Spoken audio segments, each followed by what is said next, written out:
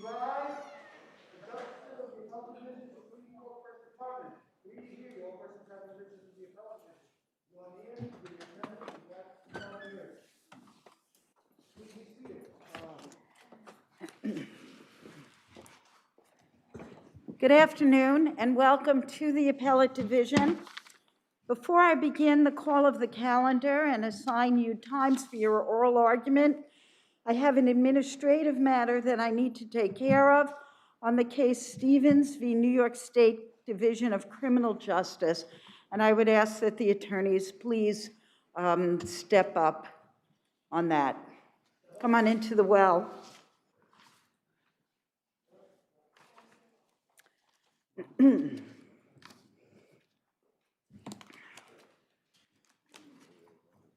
Yeah, I would be too. I am too. Okay, thank you. All right, please just identify yourselves for me and who you represent. Doran Satnov of Gibson, Dunn and Crutcher for petitioners. And Matthew Grieco from the New York State Attorney General's office. Thank you. On behalf of the respondents. Thank you. So this morning, a possible conflict of interest or an ethical issue came up before the panel and concerning our hearing the case today, and it just came to our attention. So this arises out of the fact that a member of our court is a member of the forensic subcommittee that is sued as a respondent in this case, and she was part of the decision-making process for the regulatory amendments that are being challenged here. In abundance of caution, the panel has decided that we're going to adjourn your oral argument today until we have further clarity on this particular ethical issue. Once we resolve it, and assuming that there is no conflict, you will hear from us about oral argument being scheduled in the future, and it will be scheduled before this panel. If there is a conflict, then we will inform you about what the next action is in order for your case to be heard. Okay? Thank you. Thank you, Your Honor. Not what you expected today. All right, now we're going to the regular business at hand, and I'm going to call the calendar. Let me just indicate that we have a busy calendar, as we always do, here at the Appellate Division. So I'm going to request that you only ask for time that you need. Remember that we have had your briefs and the record on appeal for some time now, and we've been able to review it. And otherwise, we want to be able to get right to the matters at hand. So the first case is People v. Robert Parker.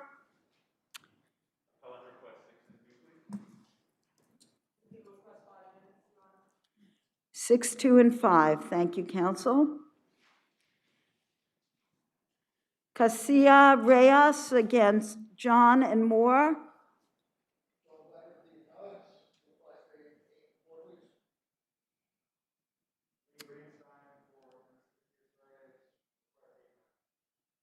I'm sorry, what was your request?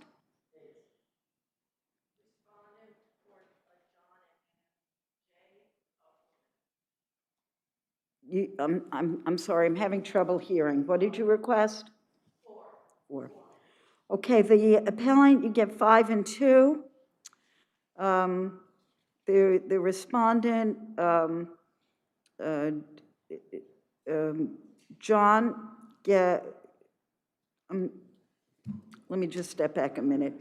You represent John? I represent John and N, M, and J. Okay. So the respondent plaintiff you'll get 5. Respondent, John and others, you will have 4. Christina Paul versus Paul, that's a submit. Stevens versus New York State Division of Criminal Justice, that's adjourned. People v. Gregory Jenkins.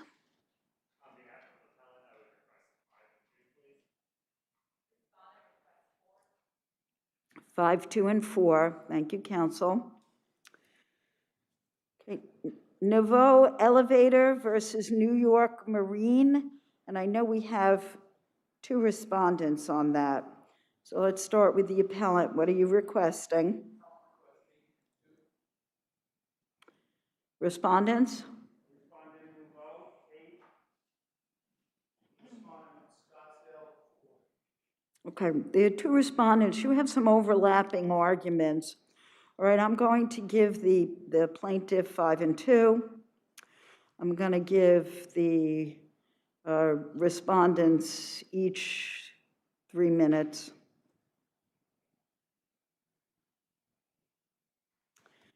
Earl versus Hill.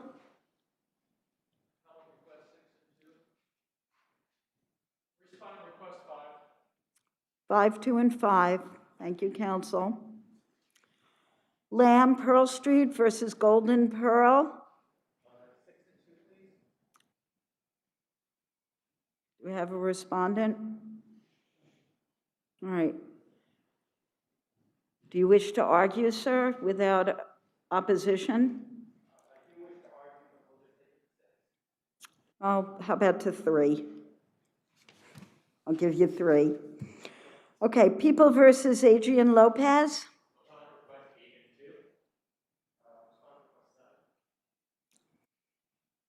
6, 2, and 6. Carla M. versus Omar G. All right, you don't have any respondent here, and they didn't even file a brief. You still wish to argue? 3 minutes. Mackenzie versus Victor. Submitted. Shaw versus 20 East 64th Street. Good afternoon, Your Honor. Kevin O'Connor for the appellant cross, respondent on the cross appeal. I request 6 and 4. Wait, you tell me what's the name of your TriStar? Okay. You're requesting 6 and 4. I'm not giving that to you yet. Okay.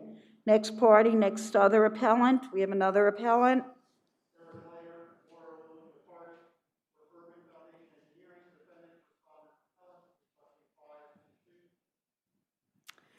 And we have another a respondent cross appellant. Yes, Your Honor. 20 East 64th Street. Michael Colorado, 5 and 2, please. And then we have the respondent plaintiff requesting 2 minutes. Okay. All right. So TriStar, you will have 5 and 2, Urban 5 and 2, 20 East 5 and 2, and Shaw you'll have 2. Thank you.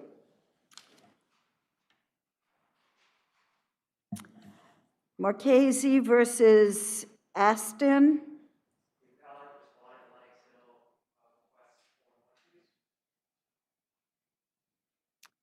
We have one cross appellant. 3 and 2? 8 and 2. All right. I mean, I'm not giving that to you yet. I'm just taking it down. Okay. And we have one respondent.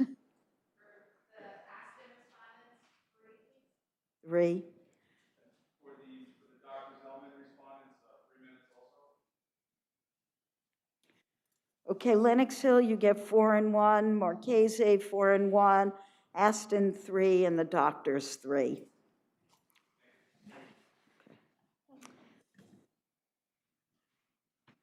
Westab versus Westerman.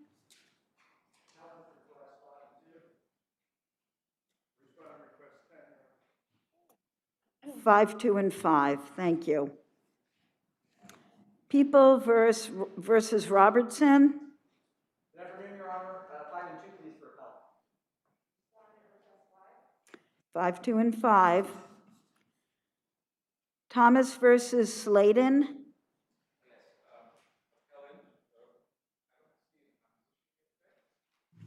They didn't request time, so I wouldn't expect they'd be here. All right, I'll give you 3. Okay, RAD versus IAC Interactive Court. That was a non-enumerated appeal, and we've already given you time. 5 and 2, thank you, for the appellate. 5 for respondent, Your Honor. 5, 2, and 5. Rodriguez versus City of New York is submitted. Okay. Let's start with the first case on the calendar, People versus Parker. Step up, please.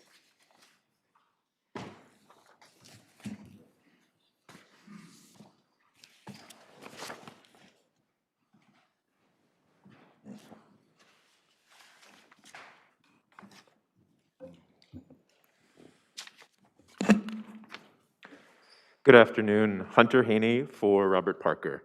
I'd like to address the weight point before turning to the very related missing witness point. The sole basis for elevating these charges to first-degree robbery was the prosecution's theory that Mr. Parker used his walking cane as a dangerous instrument. But the complainant's account of the cane's use was flatly contradicted by 2 bystanders who were closely observing the incident when the cane was allegedly used, and who refuted that they saw the cane being used as the complainant described. For this reason, among others, the first-degree robbery conviction was unsupported by credible evidence, and Mr. Parker's conviction... The complainant testified that he was struck by the cane? The complainant did testify Okay, that so he what was you struck. have is you have 2 versions in front of the jury now. The complainant himself, who testified, I mean, he would know if he gets hit in the head with a cane, right? So he testified to that. And then you have 2 witnesses that said, it didn't quite say that he didn't get hit with a cane. They just said they weren't sure, they didn't see it, it happened so fast. So that was all before the jury, and the jury made their findings, right? That's actually incorrect, Your Honor. One of the bystanders expressly testified that that Mr. Parker never struck. I'll give you that, but at the end of the day, there was a version in front of put before the jury that the complainant testified they got hit in the head with a cane. This court, again, is as a 13th juror doing weight of the evidence review, required to reweigh the evidence. And here, there are 2 crucial reasons not to defer to the jury's credibility determination here. First, the jury declined to find a physical injury by acquitting on the second-degree robbery count, a fact that really underscores the weakness of the evidence of first-degree robbery, because that requires that the dangerous... Counsel, I'm sorry, my colleague has gone to the merits, but was this argument preserved? Did you, for example, move to dismiss this count down below? We're not advancing a sufficiency challenge here. We're focusing on the weight of the evidence claim, which is not required to be preserved, and we're asking that the court reverse on the basis of a lack of credible evidence here, given the fact that 2 witnesses, again, disclaimed the use of the cane as a dangerous instrument. Well, the weight of the evidence doesn't really go on whether the greater amount of witnesses who testify one way or another. You'd agree with that, right? Sure, it goes to the quantity of the evidence. Yes, I mean, and whether it was 1 or 2 witnesses, either way, the bystanders were clear that they did not observe the cane's use in the manner that the complainants described, despite having ample opportunity. Again, they were very focused and were very specific in their testimony about how focused they were as to what was going on. But even if the court were to credit the complainant's version of the testimony, the jury was never given the chance to properly weigh the evidence because the court erroneously denied a missing witness charge as to the sole witness who had observed the entire incident and who was most ideally situated. Well, I don't know about a sole witness who had observed the entire encounter, but to that end, you were aware, or the defense was aware of the existence of the daughter or stepdaughter, however you want to refer to her as. No, Your Honor. The defense was not made aware until the first day of trial of this witness's existence. So my adversary is making the point that the grand jury minutes that were disclosed the first day of trial. There was no indication that the complainant was there with another individual, with his stepdaughter or daughter? Exactly, Your Honor. This individual is not on the prosecution's witness list. The first time that this was raised, truly, at least the importance of the daughter's testimony. Well, is when but that's two different things. My question is, throughout the discovery of the police reports, of the aided, I'm assuming there was an aided, of the grand jury minutes, which would have been turned over later on, none of these documents talked about the complainant being there with his daughter or stepdaughter. It's not in the complaint. It's not in the voluntary disclosure form. It's not in the witness list. The defense counsel did bring this to the court's attention when he requested the charge, too. There was no way Now, for the him to charge know. was requested after jury selection or before jury selection? The charge was requested after jury selection, right after the complainant testified and made clear that his daughter was there for the entirety of the event. Given that the daughter was the sole witness who had observed, again, the entirety of the incident, not being the complainant, right? The bystanders did come onto the scene slightly later as the altercation had started. The daughter was truly the witness that could have resolved these discrepancies. And a missing witness charge would have been appropriate here because, again, the dangerous instrument element was the most. I would tend to agree with you there about the stepdaughter, but I can't get around the fact that we have the complainant himself testifying. So that when you keep using the word sole witness, as my colleague says, she was not the sole witness. You have the complainant that's actually testifying that he got struck in the head by a cane.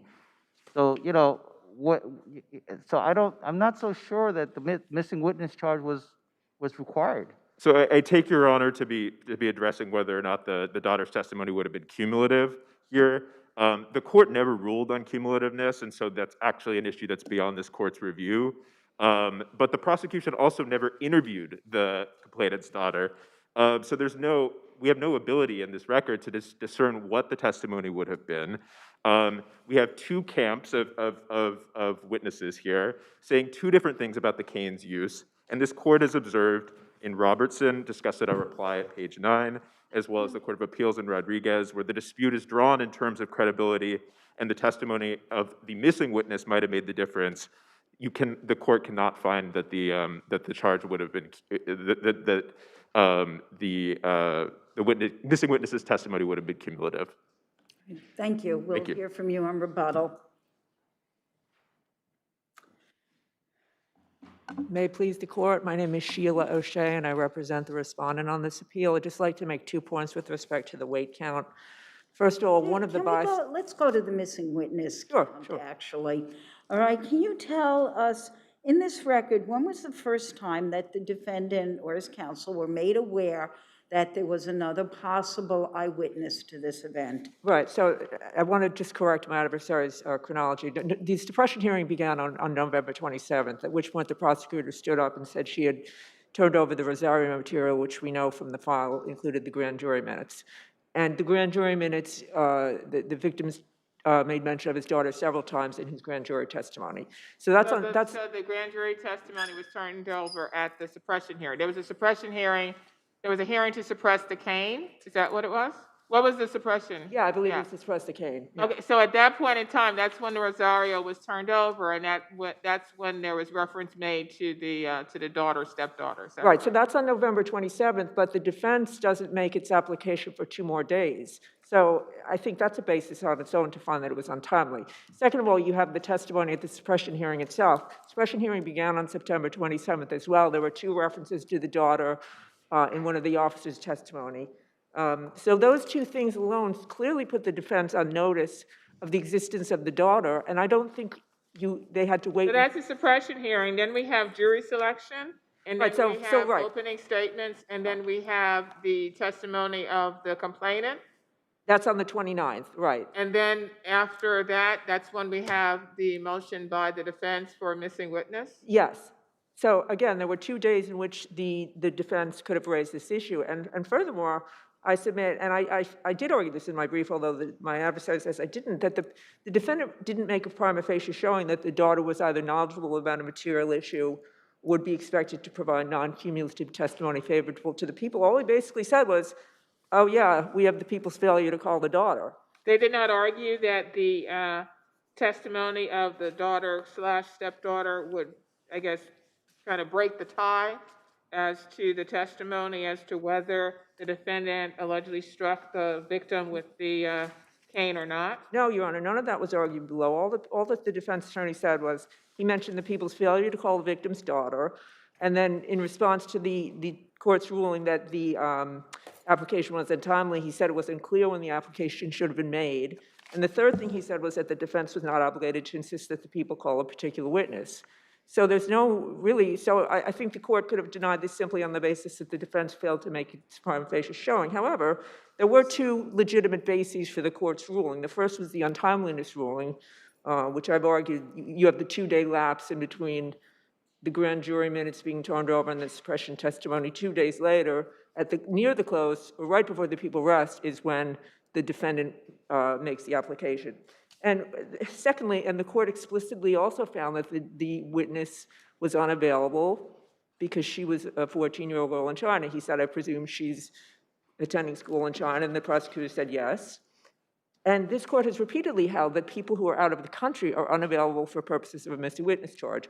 I've cited, I believe, at least 3 cases in my brief. However, there are multiple cases. I could have cited many, many more cases. So I think on those 2 bases alone, the court was correct on the untimeliness issue, and the court was also correct on the unavailability issue. Excuse me, on the cumulativeness point, under LaFontaine, did the court below reach the cumulative issue? It did not. However, as I argued in my brief, the people did argue cumulativeness, and because of that, because cumulativeness is part of this multi-factor test, my position is that this court can in fact reach the issue of cumulativeness, but it need not, and I wouldn't blame you if you didn't. But what about the weight of the evidence argument that the jury, I guess they convicted on the rob 1, but use of a dangerous instrument, but they acquitted on the rob 2 physical injury?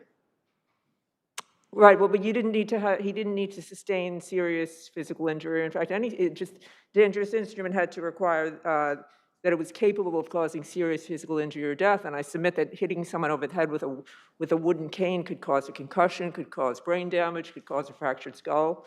And the fact that the victim didn't sustain any of those injuries really had no bearing on whether or not the cane constituted a dangerous instrument. What about the point that your friend's point that the 2 witnesses who provided testimony that would suggest the defendant should have been acquitted, that they had a significant and meaningful and sufficient opportunity to view the assault, and therefore their testimony should be given greater weight than that of the complainant?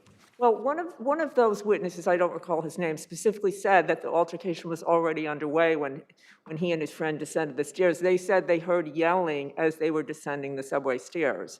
And he, as I said, he expressly said that the altercation was underway. So the people's theory below was that by the time those 2 witnesses arrived, the striking with the cane had already occurred.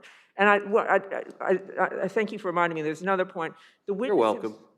May I add something, Your Honor? The witness sustained a red mark on this side of the forearm, and that's consistent with being struck with a cane or some object. Therefore, that corroborates the witness's testimony that he, and I agree with Justice Sorensen. You didn't really need the daughter's testimony when you had the complete account given by the victim himself. Thank you. Thank you. We'll hear rebuttal. You dropped one of your papers, counsel.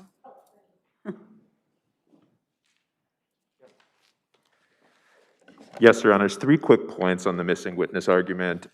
Just to first address the grand jury minutes, putting the defense on notice. The grand jury minutes are not only outside the record, but were never used as a basis for a finding of untimeliness.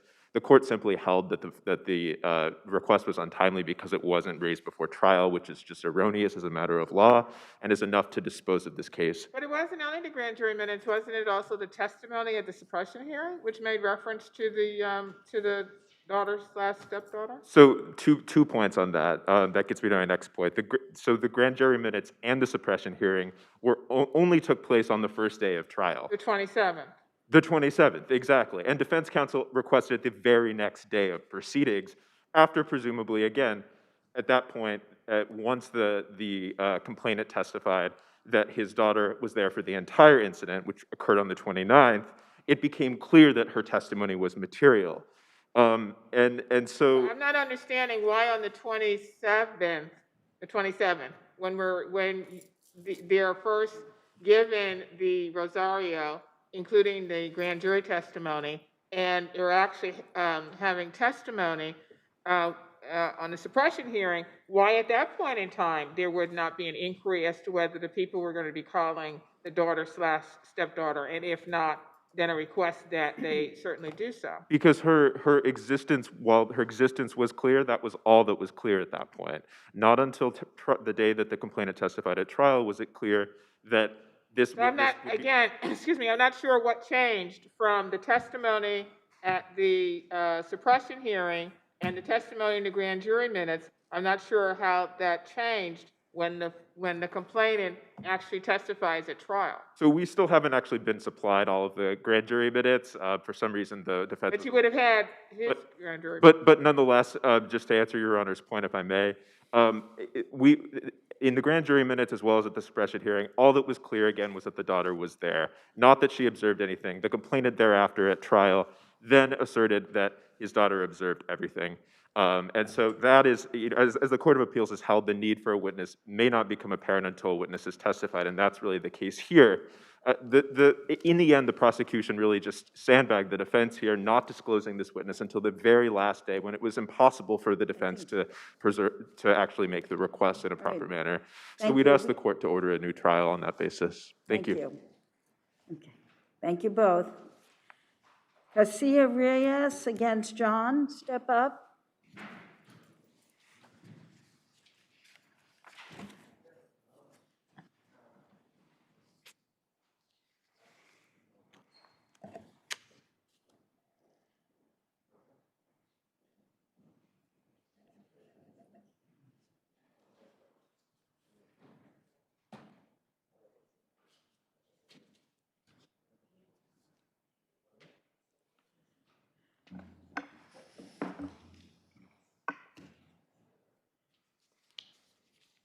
Wait.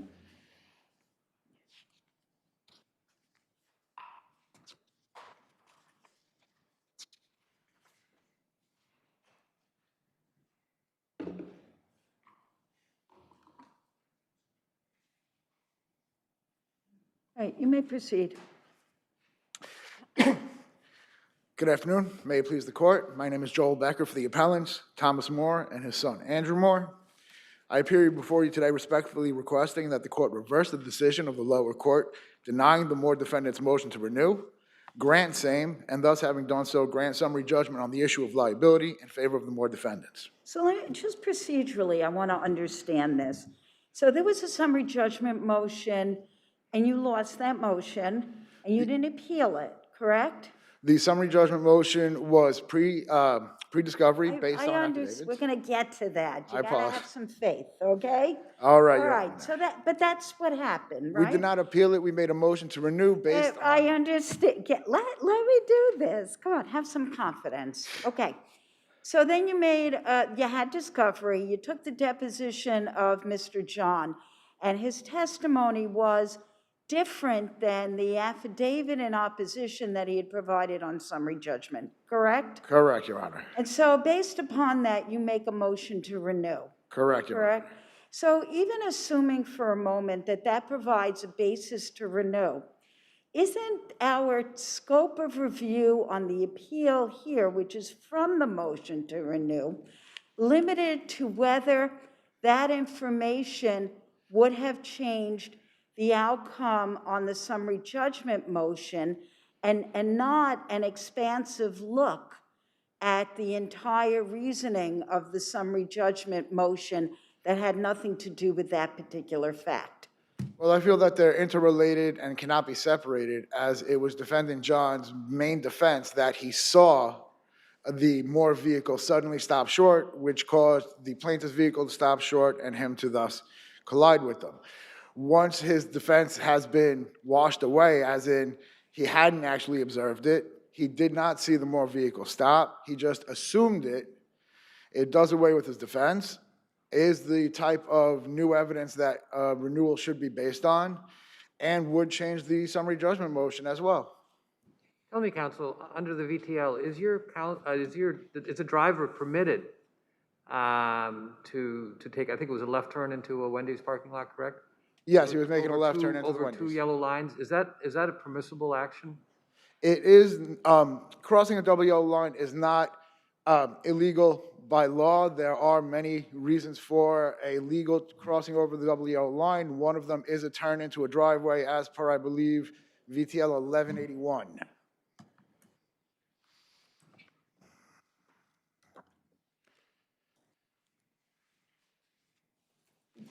Shall I go on?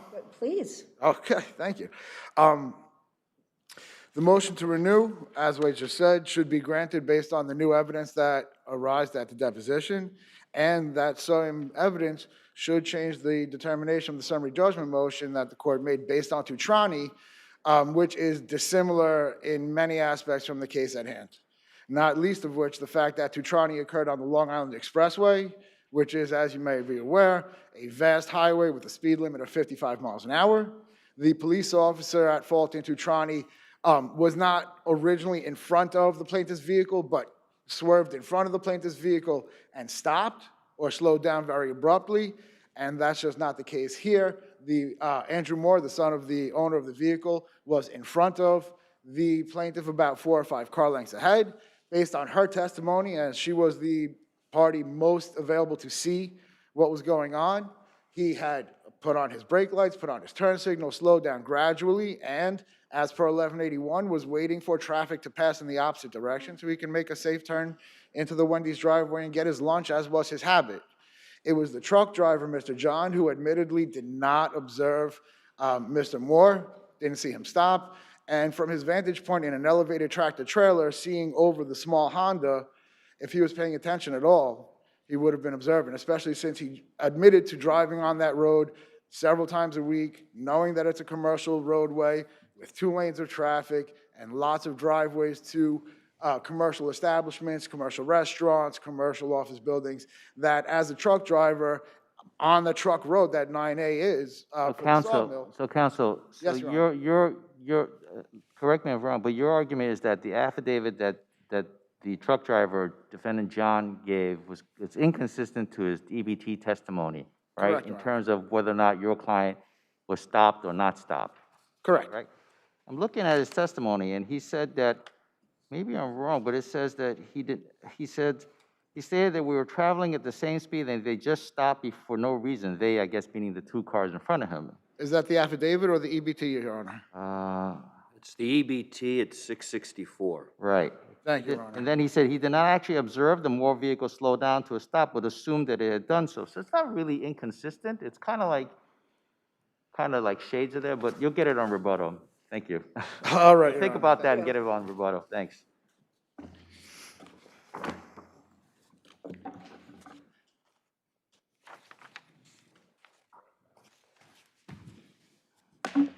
You may proceed. Good afternoon, Your Honors. I'm Lee Greenstein, attorney for the plaintiff respondent. I first want to briefly address the procedural aspect. On their brief, the appellants only sought a challenge to the motion to renew. And if it's limited to that, the appeal is going to come back. However the court rules, it's going to go back and it'll come on another appeal. On their reply brief, they inappropriately asked for summary judgment, which is inappropriate because we didn't have a chance to reply.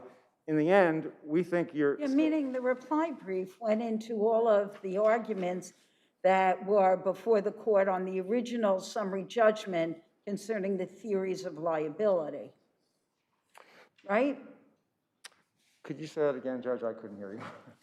That the reply brief argued that all of the arguments that were made before the judge on the original summary judgment motion. Yeah. If they wanted to do that, Judge, they should have asked that originally, not on reply. Ultimately, we're asking the court to search the record. The court has the authority to grant a non-moving party like the You plaintiff. do, but you could have appealed, and honestly, searching the record is a little bizarre here, because you don't want us to search the record on the motion to renew, which is the only appeal that's in front of us. You want us to search the record and grant you summary judgment on the original motion that was decided. So we're like 2 motions removed, right? You didn't appeal that. Well, they actually filed a notice of appeal. Who for did? Who's they? Appellant filed a notice of appeal for the Right, summary. did you file a notice of cross appeal? I did not. That's why we're asking the So, court to search the but record. there's nothing to search here, because we're talking about a renewal. That's all that's in front of us right now, unless I'm mistaken. Am I mistaken? I think if they filed a notice of appeal, then everything is before the court. Really? I could be mistaken as well, Judge. Okay, all right. Counsel, Right, go can you educate me on your theories of liability here? I'm sorry? Could you tell me what your theories of liability are here? Sure. We're asking the court to adopt People versus Brown, which is a Bronx Supreme Court level case, which says that while it's not inherently illegal to make a left-hand turn across a double yellow line, you can only do so if you don't impede traffic. And Vehicle and Traffic Law 1181, which Mr. Moore admitted violating, says you cannot unreasonably slow down or stop on a roadway if it stops the normal and reasonable flow of traffic. And how did that occur in this case? Sure. Mr. Moore left his job a mile down the road, and he, without looking in his rearview mirror, slows down from 45 to 50 miles an hour to a virtual stop to make a left-hand turn. In how much time? Pardon me? In how much time? How long did it take him to slow down from what he was traveling to the point where he's about to take the turn? You mean, was it a gradual How stop? much time passed? A second, 2 seconds, 3 seconds? Well, I believe the plaintiff testified that she came to a gradual stop, and they all said it was in a matter of seconds. But the point is that he didn't look in his rearview mirror to see that my client, he never saw my client, to see that my client and a tractor trailer were barreling down on him on a 45-mile-an-hour roadway. So by stopping, it's negligence per se. He violated 1181 by stopping to get a hamburger, by crossing a double yellow line, rather than driving 2 or 3 or 5 minutes out of his way to get to a safe place to turn around and make a right hand into the driveway. So, Counsel, you don't see any issues of fact there whatsoever in terms of exactly what occurred, whether it was a gradual stop, whether it was a complete stop, whether he could safely make the left turn. No issues of fact whatsoever? Well, it doesn't matter whether it was a gradual stop or a slow stop. He stopped, and as a factual matter, there were 2 vehicles behind him that he didn't know about, and he impeded traffic. That's what Vehicle Traffic Law 1181 prohibits. And as we argued in the brief, the fact that 1126 allows you to make a left-hand turn, that doesn't give somebody permission to violate another statute, which in this case is a Vehicle and Traffic Law 1181.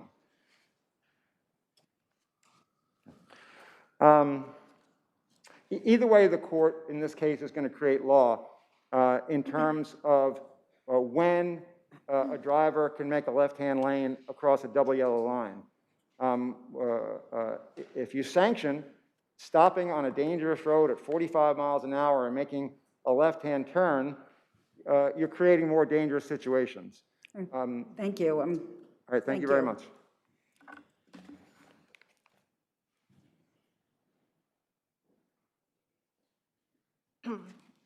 Good afternoon, Your Honors. I represent defendants John and NMJ.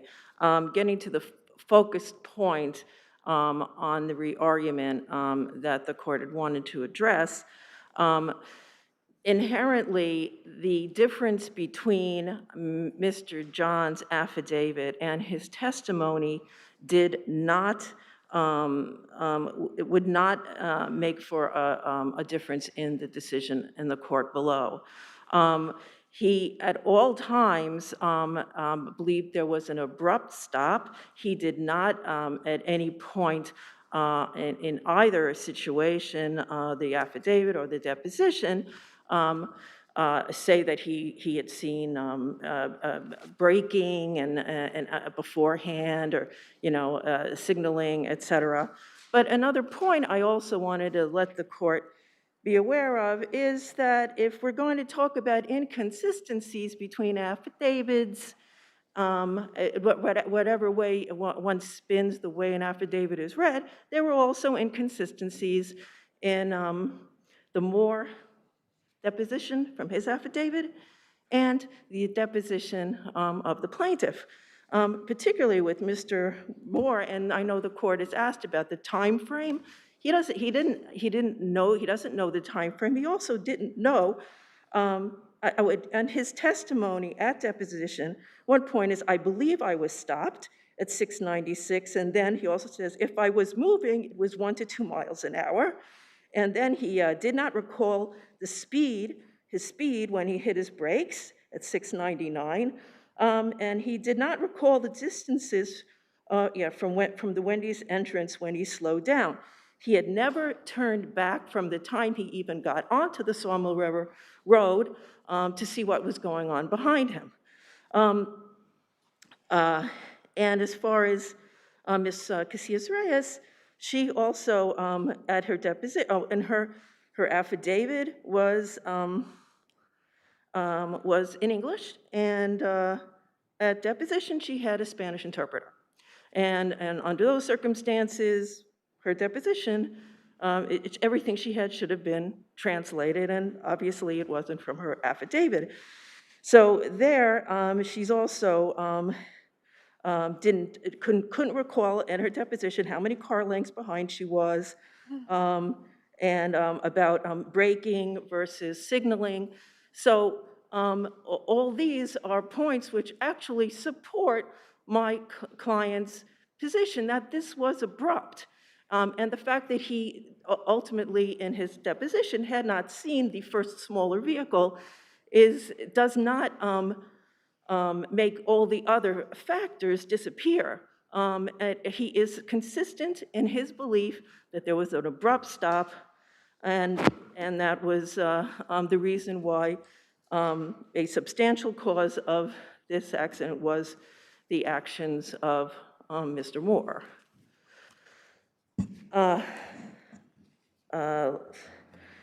Let's see. And as plaintiff had indicated, it does come out to a violation of VTL 1181, but by the fact that he was driving at a lower speed than was proper for that kind of traffic. And the fact that he didn't even know what was going on behind him should certainly give the trier of fact an opportunity to judge whether he was operating not within the norm of traffic on that road. And I leave the court with my brief. Thank you. Thank you. Rebuttal?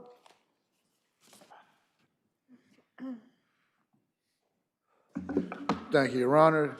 I'll address the Justice's question about the testimony of Mr. John. On page 658 of the record in his EBT transcript, in response to the question, I just want you to answer my question. Is that line, I'm going to read it one more time, suddenly and without warning, defendant stopped short, which caused plaintiff to stop short. Is that accurate? Did that happen? Mr. John's response was clearly no. Later down on the page of line, even if you're right about that he takes it back, isn't there an issue here about the reasonableness of all the driver's conduct, the type of roadway it was, the left turn that that your client was attempting to make? Aren't those really issues to be decided by a jury? while I agree that the road itself might have too fast a speed limit to account for all of the commercial driveways and all of the traffic entering and exiting from the highway, the way it is now is a 2-lane road with entrances on both sides, where a driver who has experience on that road should expect that vehicles should be making turns into those driveways, whether from the right side or the left. especially at lunchtime into a restaurant. That if he went on that road twice a week, 3 times a week, he should have been aware of. So let me ask you this question. I mean, this is a renewal motion. This is based on the new facts, which is the deposition of defendant John. Correct. Assume that I agree with you saying that he said that the answer no. You have an inconsistency between the affidavit and his deposition. Isn't that an issue before the trier of fact then, that you can put him on the stand and you say prior inconsistent statement or challenge the credibility? I mean, that's all for a trial. That's not on a summary judgment motion, right? I hate to disagree with Your Honor. You can disagree with me. It's okay. It depends on how you disagree with me. But it would appear to me that this change and this new evidence changes everything. If his defense was, I saw the driver 2 cars in front of me stop short, and then said, well, I didn't actually see anything, I assumed it, as he says later on in the testimony, then his defense must be thrown out, and the lower court should have granted a summary judgment, not left us the door open for us to be a quote-unquote substantial factor, as they did. If I might just quickly... No, sir, we have your briefs. We need to move on to the next argument, but thank you. Then I will rest on my brief. Thank you very much.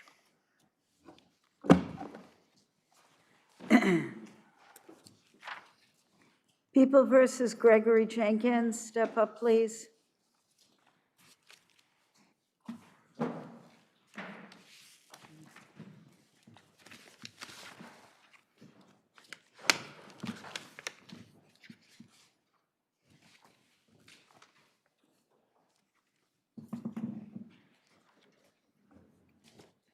You may proceed. Your Honors, my name is Brendan Herman. I'm here on behalf of Deckard LLP and in conjunction with the Office of the Appellate Defender. We represent Mr. Jenkins. Mr. Jenkins is the defendant in this case. He was sentenced to 10 years in prison and 4 years of supervised release after being convicted at trial of charges related to the possession of a firearm, the possession of drugs, and the possession of related paraphernalia. We've raised 2 issues on appeal. One is related to the sufficiency of the probable cause to support the warrant to search Mr. Jenkins' apartment in which the gun and the drugs were found. And the second is whether Mr. Jenkins' sentence should be reduced in the interest of justice. With respect to the warrant argument, what we would like to impress upon this court is that the court should carefully review the transcript of the testimony of the confidential informant who testified before the magistrate who issued the warrant.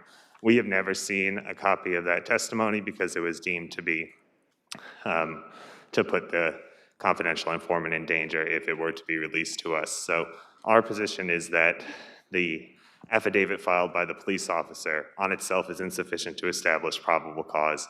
You didn't receive an unredacted copy of the affidavit? We have not Excuse me, a redacted copy of the affidavit? We received a redacted copy of the police officer's affidavit, and we don't argue that the redactions in the police officer's affidavit prevented us in any way from making all the arguments we needed to challenge the affidavit. What we have never seen is the transcript of the confidential informant's testimony. The confidential informant testified before the magistrate who issued the warrant, so we don't know whether he confirmed the hearsay statement, that the hearsay information that the officer provided in the affidavit. With respect to Mr. Jenkins's sentence, The court did review it in camera.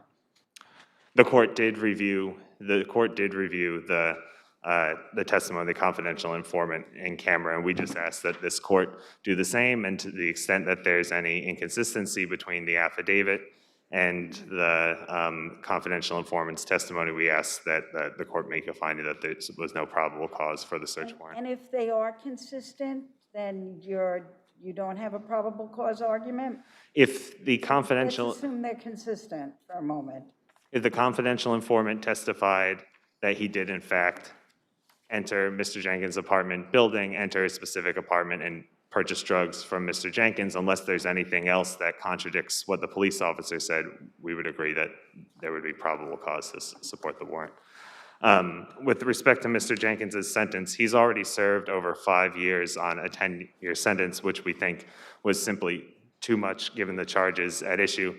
Prior to trial, Mr. Jenkins had been offered a plea deal of 4 years, and that was before he had been acquitted of more serious charges, which would have required intent to sell and intent to use the weapon, which the jury didn't find to be proven. We think that in light of the fact that at one point the DA's office thought those were, that was a sufficient sentence based on more serious charges, a sentence of 10 years is too much in light of Mr. Jenkins's age and his health conditions. He was convicted for second-degree criminal possession of a weapon, right? That was one of the counts that he was convicted on? That's correct. It's a loaded .357 Magnum revolver, or the drug transaction. I mean, a gun is involved in this, counsel. That's correct. That's a pretty serious situation, don't you think? We agree that the gun makes this a serious charge, but Not the just jury. a gun, it's a .357 Magnum. Those things are not little toy pistols. I understand, but the jury found that Mr. Jenkins had no intent to use that weapon against anybody. And we think that the fact that he'll be 68 years old when he finishes this sentence, and although this information was not before the sentencing court, obviously the COVID pandemic has made things very, very difficult for elderly people in prison. And he's had, when we applied. Well, you didn't argue that, right? You just argued excessive sentence. You didn't argue any type of health issues or anything like that on his. No, we are not arguing that there's any sort of constitutional prohibition from holding Mr. Jenkins in custody. We're arguing that because of his age, his health conditions, when we made a motion to vacate his sentence, we explained to the court, although this had not been before the sentencing court, that since Mr. Jenkins has been in prison, he's suffered an aneurysm, he's lost sight in one eye, and there was surgery scheduled to repair that loss of sight. I see my time has expired. Thank you.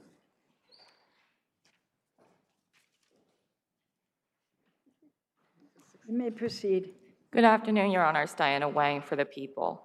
We have submitted the confidential informant's testimony for this court's in-camera review, but the search warrant affidavit itself, even the redacted version, established that the magistrate judge has sufficient probable cause to issue the search warrant.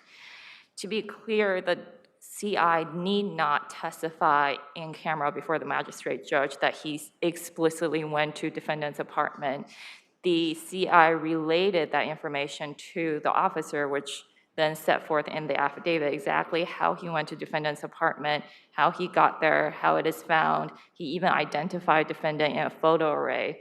So under those circumstances, the only issue left for the magistrate judge to determine is whether or not the CI is reliable. And to that end, the magistrate judge had sworn testimony from the confidential informant himself under oath before the magistrate judge issued the search warrant. Under those circumstances, there was more than enough sufficient cause to issue the warrant. And Counsel, in terms of the excessive sentence argument, your adversary made mention to the fact that I guess the pretrial offer was 4 years. Is that what he stated? That's correct, Your Honor. So now how do we get from 4 years to 10? Your Honor, I will be speculating on that point, but certainly the sentencing court had an opportunity to evaluate defendant's case, including his credibility. So what, that would have been 4 years on a CPW 3? Or was that on the drug charge? What was the offer to get you to 4 years? The 4 years was on all of the charges, an aggregate of 4 years. I see. And the defendant was a predicate?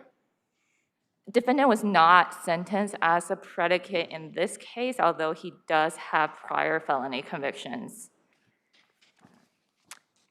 If there are no more questions, we ask that the court affirm the conviction.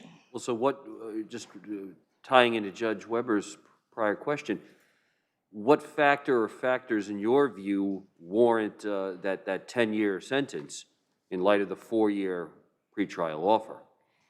Certainly, the fact that defendant testified at trial in this case and offered testimony that is contrary to the DNA evidence in the admitted Rikers call was not a factor in defendant's favor. However, we do recognize that this court has interest of justice jurisdiction. What was the people's recommendation as to sentencing after trial? 10 years, Your Honor, and that is what he received So again, you know, you're offered 4 years before on all of the charges. And then after trial, because he says that Matthew was the one who was selling drugs out of the apartment and he was not selling drugs out of the apartment, and he was just living in the apartment so that he could get his own crack cocaine. You go from 4 years to 10 years? That's correct, Your Honor. He also testified that the gun was not his, it was Matthew's, despite the DNA evidence and the recorded Rikers call to the contrary. That said, we do So recognize. are you actually arguing that if the defendant had not made those statements, or perhaps if the defendant had not testified, you would find that the case was worth 4 years and not 10 years? That would be speculative on my part, Your Honor. I just don't see anything, any basis. You haven't told me anything in terms of why you went from 4 years to 10 years, other than the fact that the defendant testified and basically maintained his innocence in doing so, which I thought was like his right to do. There is a difference, Your Honor, between exercising your fundamental right to trial and committing perjury. That said, Your Honor, we do recognize that this court has separate interests of justice jurisdiction to review the sentence. So the perjury would be that his testimony was inconsistent with the people's view of the case. Is that correct? The perjury would be reflected in the jury's verdict in rejecting defendant's account. I see that my time is up. If there are no further questions, we ask the court affirm the conviction. Thank you. Rebuttal? So the offer before trial was 4 years, and it's my understanding that you want 3.5 years. You would like us to reduce the defendant's sentence to 3.5 years?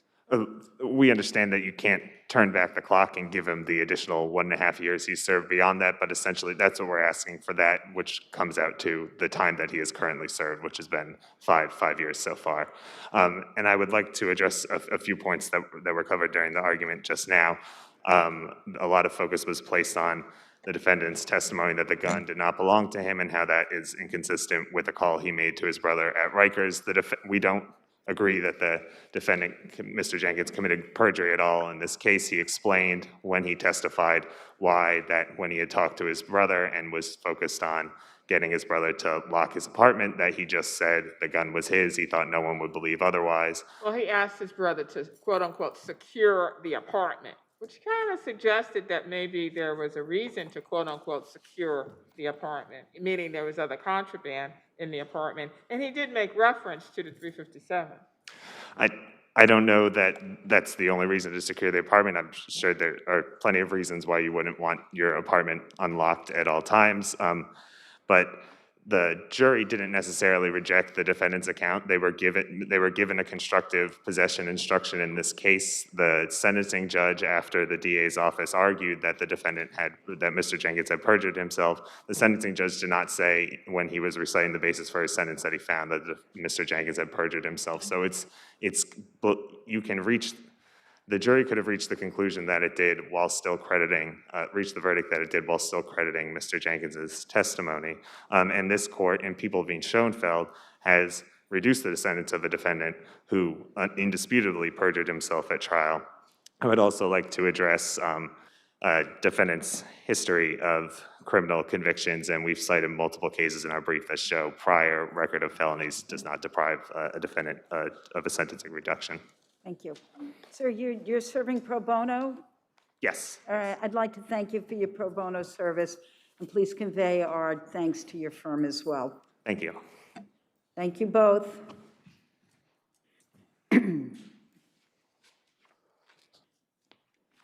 Novu Elevator versus New York Marine.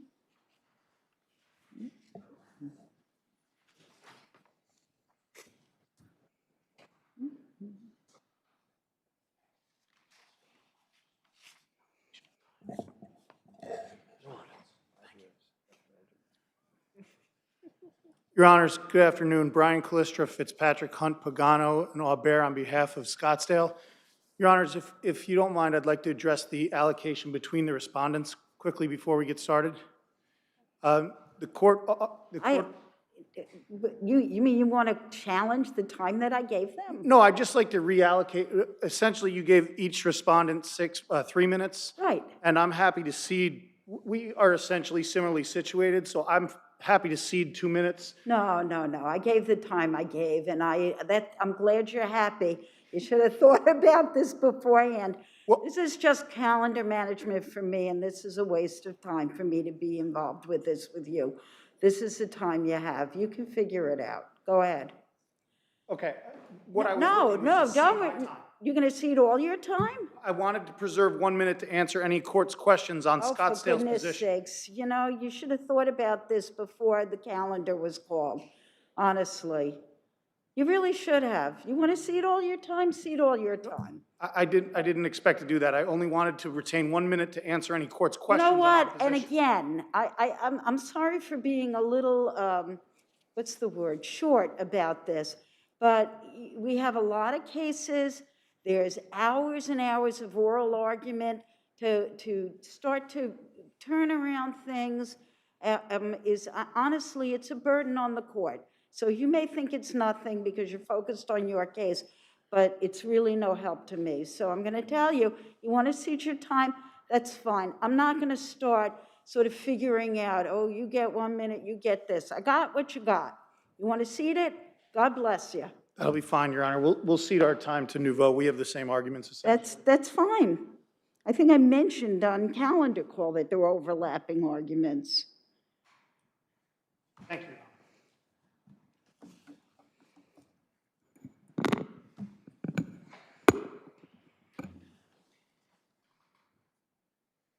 Go ahead. Good afternoon, Your Honor. Thank you. William Stewart here on behalf of New York Marine and General Insurance Company. I'll take my time here today really just to touch upon 2 points. One is that the insurance policy at issue. The whole issue is whether or not the service contract that the elevator company had falls within the product's completed operations hazard, right? I mean, that's simple, right? The completed operations Right, hazard. because it's either a $2 million cap versus a, what is it, a $100 million cap. Yep, that's exactly what Right. the issue is. The issue is whether or not. Why is a service contract that has the guy come back to repair anything should be considered products completed? Because it's kind of like inconsistent, right? They got to come back to service and repair and, oh, this thing's not working right, I got to come back. So why is that products completed?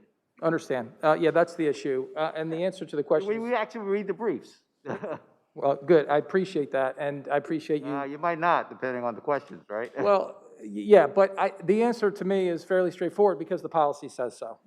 And the policy, what we have here are a bunch of cases that have been cited by appellees that really deal with circumstances in which either completed operations or ongoing operations were not defined. Here we have a 110-word definition. That's what controls here, those 110 words. And if you are curious to look at what they say, they're on page 9 of the brief submitted on behalf of Nouveau, and I think they're on page 6 of our brief. But that 110 words that really defines everything is contained on page 9 of their brief. And what it says is, if their work, that anything that they do that's work is a completed operation, so long as it's put to their intended use. That's right. It's okay that we have a service contract, we come back every day, even though, using an extreme example, we come back every day to service the elevator. The minute we put it back as an intended use, it's done. Well, I think that's right. I think that's the question is, in this instance, when did their work get put to its intended use? So let's just talk just for a second about what they did. They would come out on a weekly or monthly or semi-annual basis whenever they needed to repair or replace So that's an ongoing operation, correct? That's an ongoing operation coming to service the elevators? I think the policy makes clear. Just hold on. I understand your argument. I just want to understand how you respond to it. So it seems kind of incongruous. Ongoing operations versus completed work, right? I don't think those two, no, I don't think Okay, those words why are is that? necessarily Why- antithetical. I think in some instances, you could certainly make the argument that they're different. You know, the point I'm trying to make here is if you want to define ongoing operations sort of in a colloquial way, the way we do, and say completed operations is the opposite of that, that may or may not be true. But my point is, this policy defines precisely what is meant by a completed operation. And it says, look, when you come in and you do the work, and the work is put to its intended use, then you have a completed operation. And if you come back some other time and have another successful trip, well, there's an ongoing operations while the work is being done. But when the policy specifically speaks to the issue, when the insured's work is put to its intended use, then that's got to be the definition, right? And so, Oh, that's opposed to a situation where you called in to service the elevator, and it takes you a week to get it back in service. That's an ongoing situation because it's not put back to its intended use. And your argument is the minute you put it back into service, that's a completed operation. that's correct. The minute Anything other than that is not a completed, it's an ongoing operation. That's correct. When it gets put back into service, as the policy says, when people use it for its intended purpose, then it's no longer a completed operation. Look, the definition they want to use of completed operation means since they do service work, there could never be a completed operation, ever, ever, ever. Their position is there's no such thing as a completed operation under their policy, nor is their work ever, ever, ever, ever put to its intended purpose. Because no matter what happens, they make the point, I so apologize. Does this mean I have 2 minutes or does this mean I'm done? That means you're done. I'll save Right. it, thank you.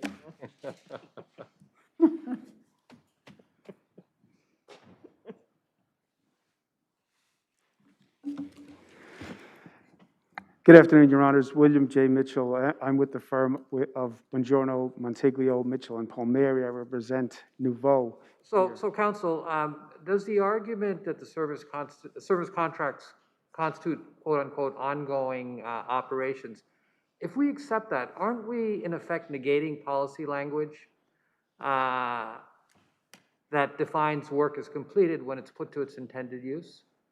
No, you're not, Your Honor. There is a significant precedent for the proposition that a service contract is an ongoing operation. I understand there are cases that hold that way, but do they interpret the same policy language that we have in front of us? Well, first, I would not say that. Specifically, the put to intended use language. I understand. This policy language is not significantly different than the standard ISO policy forms anyway.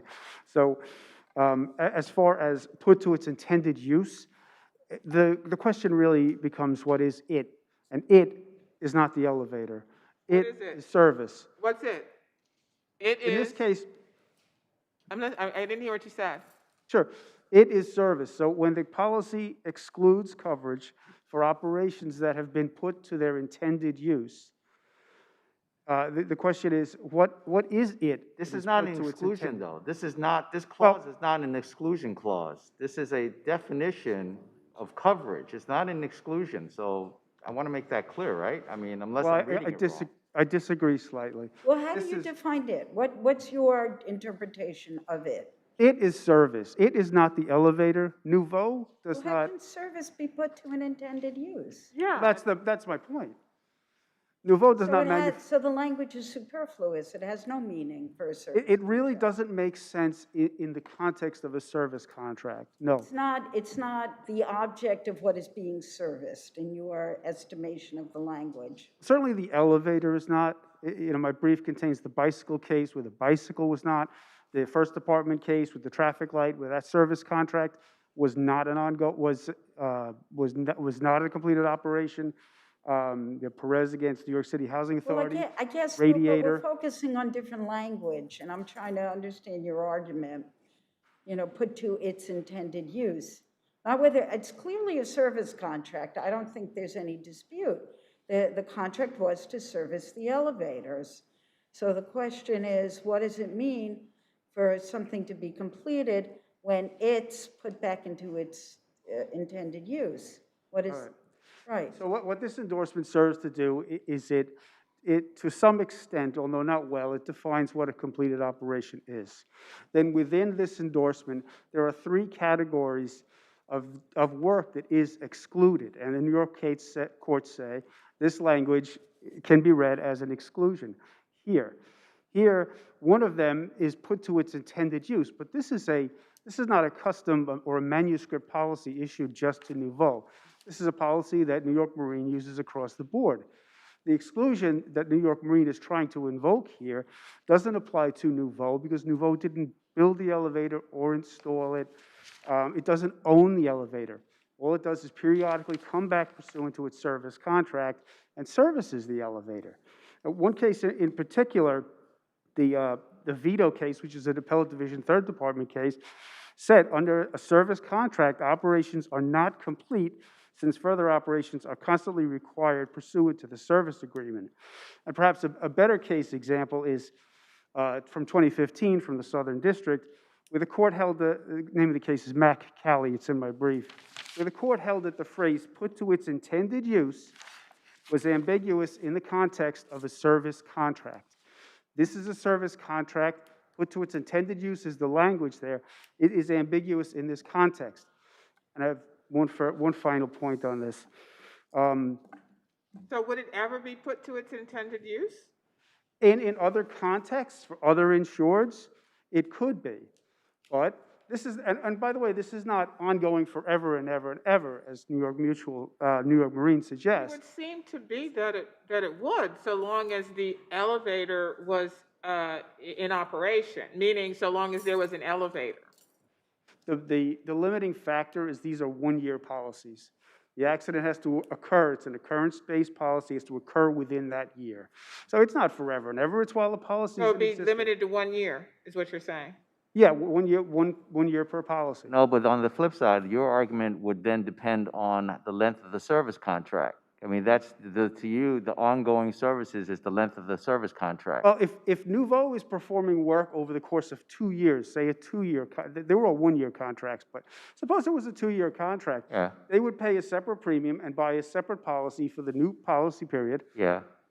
Each year they're paying. It's not as if. Well, you're talking about premiums. I understand about premiums. You mean you pay for the risk and everything. I'm trying to focus in on the language here.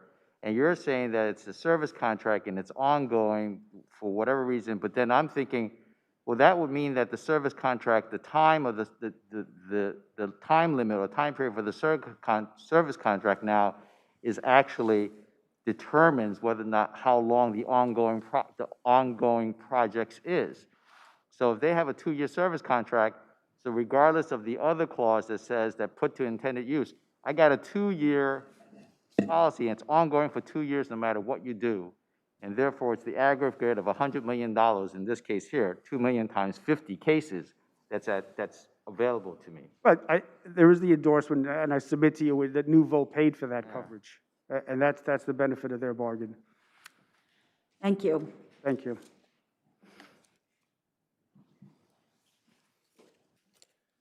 So very quickly, I think we've got to the nub of the issue.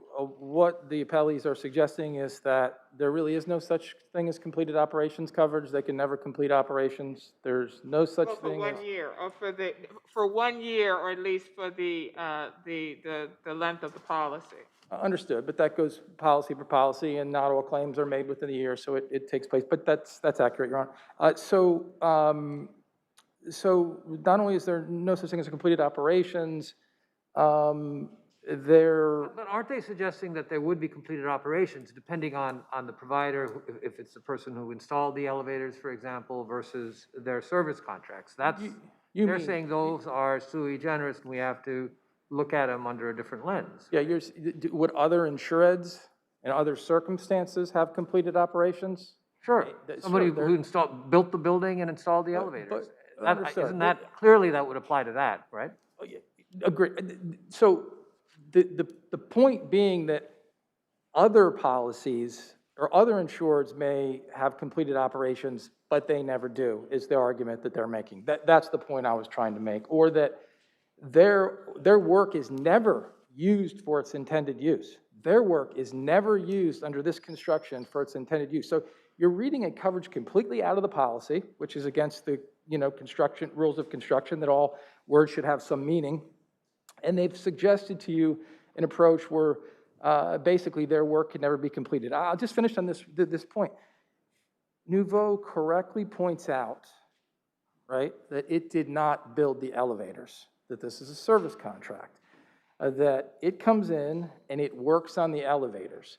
It repairs the elevators. It adds parts to the elevators. It greases the elevators. It does all sorts of things to the elevators. And when that work gets put to an intended use, we know what it is. It's the elevators moving. That's what common sense tells us. And that's the only rule consistent with multiple, as I talked about, multiple rules of construction of a contract. Thank you. Thank you. Thank you all.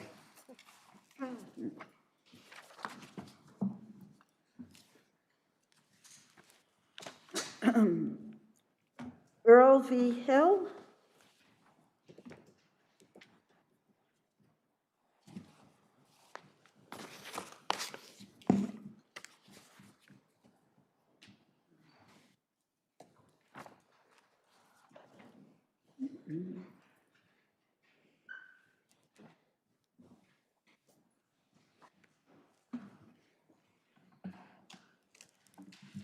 You can proceed, Counselor. Good afternoon, Your Honor. Steve Traflett from the firm of Traflett and Fabian on behalf of the appellants Hill and Heyer. May it please the court.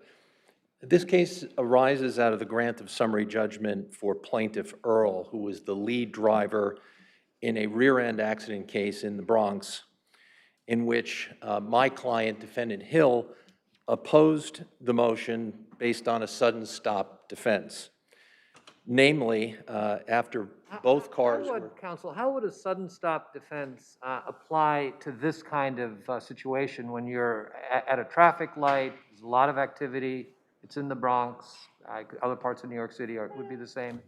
No, but it's a crowded area. So how would that apply to these circumstances? I think, Your Honor, that, well, the response to your question directly is that in this particular case, all the evidence pointed to the fact that there was no impediment to traffic moving forward, and that the unbiased, neutral eyewitness, Mr. Ali, testified that traffic was moving, and that when the cars were stopped at the light, there was no impediment to progress. And I think that's the issue. Converse, isn't the converse that if the driver had maintained a safe distance, then the accident would not have occurred, right?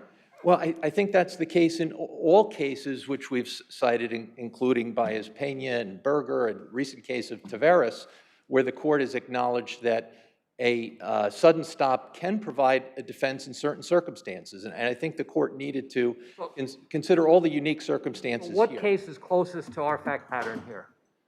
It's not Chowdhury, if that's what Your Honor is suggesting. There is a case that was cited by the court below that held that an accident in a box at a traffic light was the sudden stop was not available in that case. But there was no facts to suggest in that case that the circumstances were anything like the circumstances here. This wasn't a case where my client was driving along, gets to the intersection, suddenly there's traffic, and the vehicle in front of him suddenly stopped. It was quite to the contrary. It's a very different case where... But that would sound like what you're arguing is in those situations, there maybe is an emergency situation, all that, which would give you, which you would be under, a stronger argument, no? I think the issue is always, and consistent with the most recent cases in the First Department, whether the trailing driver had a reasonable belief that traffic would continue. And in this... Don't you still have to maintain a reasonable distance? Regardless of whether you're anticipating that traffic is continuing, do you not still have to maintain a reasonable distance? That is a factor that needs to be considered. But as I say, in multiple cases, the court has allowed the sudden stop defense, for example, on highways where, by definition, you haven't maintained a distance that allows you to stop. But in this case, what makes this case very unique is that both vehicles were stopped. They were stopped back to back at a red light. And the testimony corroborated by the eyewitness was that the lead vehicle started forward after waiting 5 seconds, and he stops within 5 feet, just slams on his brakes for no reason. Well, I don't know about slamming on its brake. I thought it was that he decelerating. No, he stopped. He absolutely stopped. So Stopped again, suddenly. So again, why would the second vehicle not have had to have maintained a safe distance? The second vehicle begins to move when the vehicle in front of him starts to move. And unexpectedly and suddenly, and for no reason, the first vehicle stops. My argument is that necessarily they're in close proximity because they're at a stopped light. The first vehicle proceeds forward. My client's testimony was that he took his foot off the brake, moved forward very slowly. He perceived and reacted very quickly. He put on his brakes. He stopped just so that the impact was, according to the eyewitness, a tap, which led to absolutely no damage to the lead vehicle. And I think under those circumstances, a jury could reasonably conclude, based on their experience and common sense, that my client, under the circumstances, was not negligent and conducted himself with reasonable care, perceiving and reacting to this unexpected event as quickly as he possibly could. Thank you. Thank you.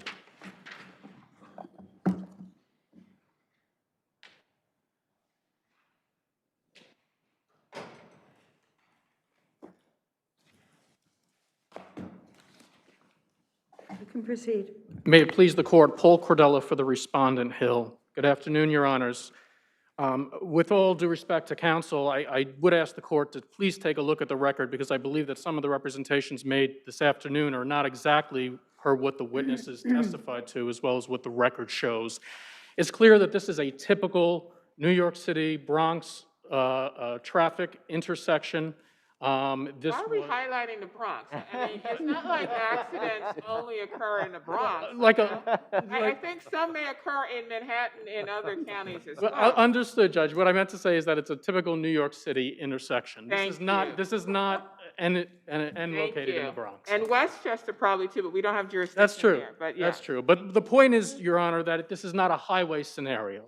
And whether you take the testimony with respect to the plaintiff that he was fully stopped at the time of the incident, or you take the testimony of the non-party witness that says that they started to proceed after the green light, but because the intersection was crowded and the box had traffic in it, including a bus, they slowed down. And what's crucial here, Your Honor. But I think that your adversary was pointing to the fact that the testimony, at least by I think it was Mr. Ali, was that there appears to have been clear, the traffic pattern appeared to be clear in front of that first vehicle. So that first vehicle, I guess your client's vehicle, then stops suddenly, accelerates after the red light, and then all of a sudden just stops.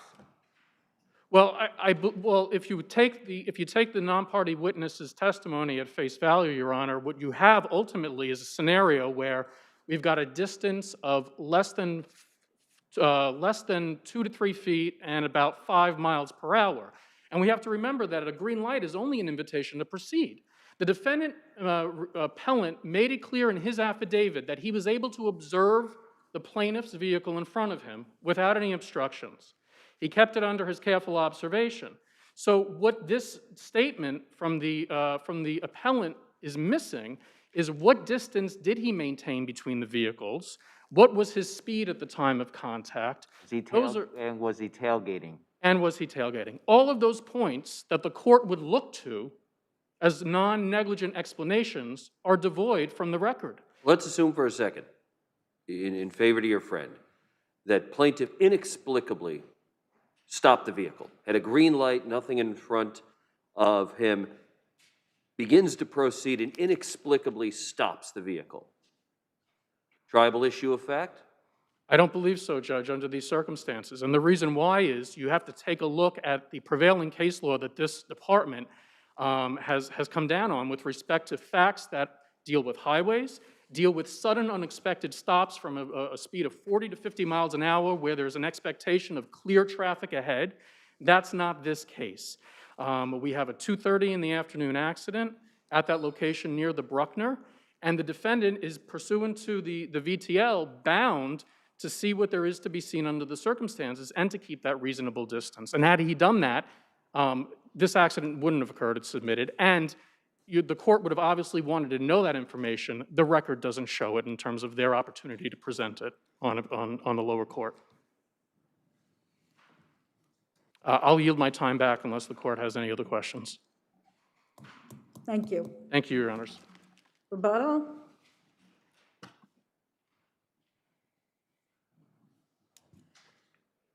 Thank you, Your Honors. I'll be very brief. In this case, as I've indicated in my brief, there is a viable principle in this department that a sudden stop can afford a trailing vehicle a defense. But under these, it seems to me that you're asking us to make new law. Under these circumstances, you think at an intersection when the light turns green and you're following the lead car, you have that same argument? I don't think there's any reason to treat this case any differently than a highway or expressway case where someone's traveling along and someone stops suddenly and you're unable to stop. But doesn't it circle back to reasonable expectations? Yes. So, traveling on a local roadway within the city of New York, one's reasonable expectations are X. One traveling on a highway, one's reasonable expectations are Y. So I don't know that those expectations ought to be identical, including the free flow of traffic that normally occurs on a highway. The critical issue, Your Honor, is reasonable expectation that traffic will continue. And below, Judge Brigante had concluded that the Baez-Pena case was inapplicable because my client didn't have an expectation that the traffic would continue because he was on a local road. But this case didn't present the type of risk like stop-and-go traffic or traffic coming from cross streets or from parking lots that you would expect in a local roadway. This was a case where if you accept, as I think the court must, the testimony of the eyewitness and the testimony of my client, there was no impediment ahead of the plaintiff. So under those circumstances, a jury can conclude that there was a reasonable expectation that the traffic would continue. And I think that a jury can bring its common sense and experience to bear on a case like this and conclude that it would be, I see my time is done. Thank you, Your Honor. Thank you. Thank you both. Lamb Pearl Street versus Golden Pearl.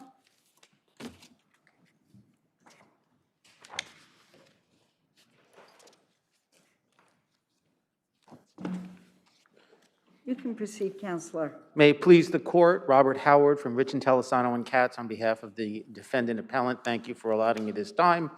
I think the judgment should be reversed under the fundamental and well-settled principle of law that a contract bars equitable claims regarding the, quote, same subject matter. The subject matter of this judgment was clearly an arbitrarily calculated portion of a contract payment when the parties entered into a settlement agreement that allocated all of the progress payments to the appellant. For that reason alone, the court need not look any further and should reverse the judgment on that. And that agreement, that settlement agreement, the progress payments included the lump sum payment that was made for the insurance. Undisputed that the 4.2 or 4.3 million that was recited as the progress payments included the 1.1 million that was allocated for the insurance line item. No dispute, and when there's a provision that says that the owner is to pay an additional $680,000, the only way to construe that agreement is that that money is to be retained by the appellant, by the contractor in this case. There's no other way to construe that. And that was to reconcile all of their monetary disputes at that time. That's precisely right. And what the court did in violation of this principle is to sort of impose his own sense of what a fair and reasonable judgment should be. I think he violated the principle that the parties should be allowed to order their own settlements and that the courts in this state should enforce those agreements without looking into motives or underlying conditions. Counsel, let's assume for argument's sake you're right. how does the attorney's fee provision apply, and what does that apply to here? Yeah, the attorney fee provision was in the settlement agreement. The termination agreement, which is specifically governed this contract, was an exhibit to that settlement agreement. So it should be construed together. What that settlement agreement says is that. So what's the scope of the attorney's fees? Right. It says that in the event of a claim for breach, the prevailing party is entitled to his attorney's fees. Not before this court, but pre-answer, we made a motion to dismiss the restitution claim and the claim for breach of the implied covenant of good faith. Both of those are contract claims. Those were dismissed. We're not asking for attorney's fees with respect to the litigation of the unjust enrichment claim, only with respect to the pre-answer motions with respect to the dismissal of just those contract claims. And if there are no questions, otherwise rest on the brief. Thank you. Any Thank you very questions? Colleagues? No, thank you, sir.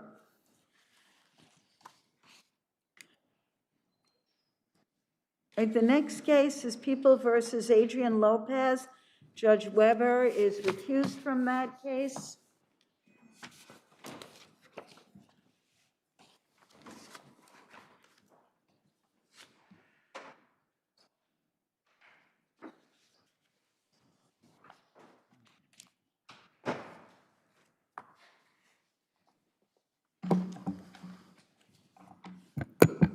You may proceed, Counselor.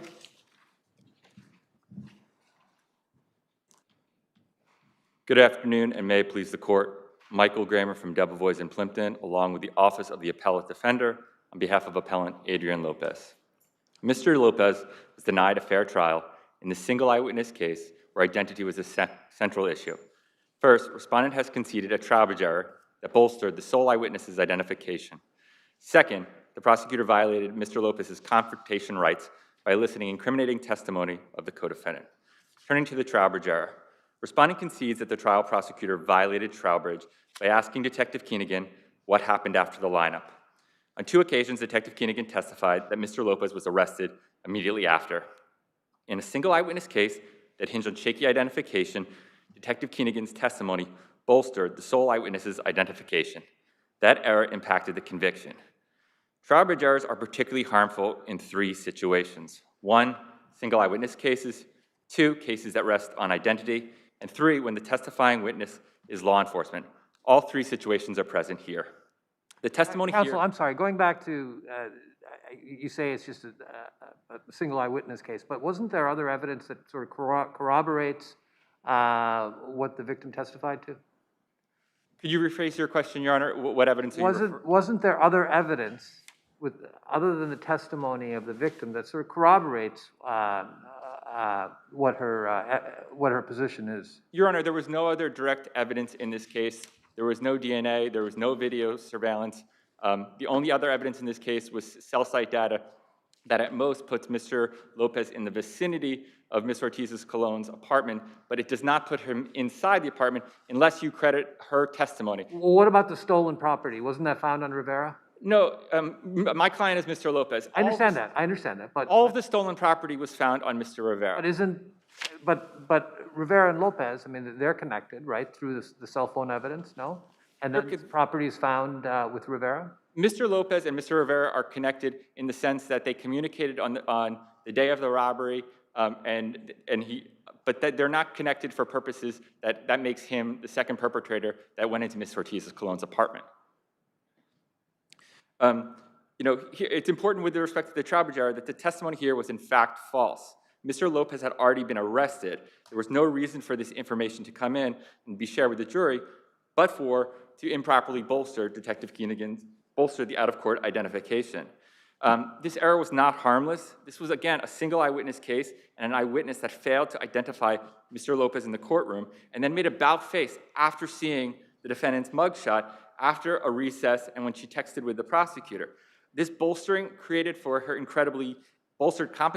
incredibly weak in-court identification of the defense. I'll repeat again, there was no other direct evidence linking Mr. Lopez as the second perpetrator of the crime. The state's only argument is what I referenced is the cell phone evidence. I'm going to turn now briefly to the confrontation clause. Sorry, sir, did the trial judge give any sort of curative instruction with respect to the Trowbridge? No, Your Honor, this error was not preserved. But did the trial court give some curative instruction with respect to the limited purpose that the evidence was let in for? No, again, there was no objection, Your Honor. Even to the officer, Detective Keegan's? Detective Keenigan? Yeah. Correct. The court didn't give a jury instruction regarding how to evaluate identification testimony? Yes, I believe, Your Honor, because this was a single eyewitness case, they used the single witness identification instruction. Okay. Turning briefly to the Confrontation Clause violation, any juror hearing this extensive testimony that the detective arrested and interrogated the co-defendant in the afternoon and then immediately identifying the second perpetrator on the very same day would conclude that the co-defendant incriminated Mr. Lopez. Courts have found this sort of Confrontation Clause testimony harmful. I direct the court to our brief at pages 27 through 29. Also, again, Confrontation Clause violations are particularly harmful if the prosecutor links the testimony of the non-testifying co-defendant to the defendant and when law enforcement is testifying. Again, both were present here. This error was particularly egregious because the violation went against a direct court order. The court was cognizant of the threat to Mr. Lopez's rights and warned the prosecutor. And the prosecutor agreed to, quote, lead the witnesses so that there was no connection implied or suggested in any way to the jury that the information came from Lopez. But they reneged on their agreement and functionally interjected a brand new eyewitness, Rivera, a guilty co-defendant, into the case. By clearly connecting Rivera's arrest and the questioning of identification, Mr. Lopez as a suspect, the prosecutor violated his confrontational rights. With the remaining time, I'll briefly touch on sentence. Mr. Lopez's sentence of 17 years of incarceration and 5 years of post-release supervision was harsh and excessive in light of Mr. Lopez's personal circumstances, his health, his age, particularly when compared to that of his co-defendant.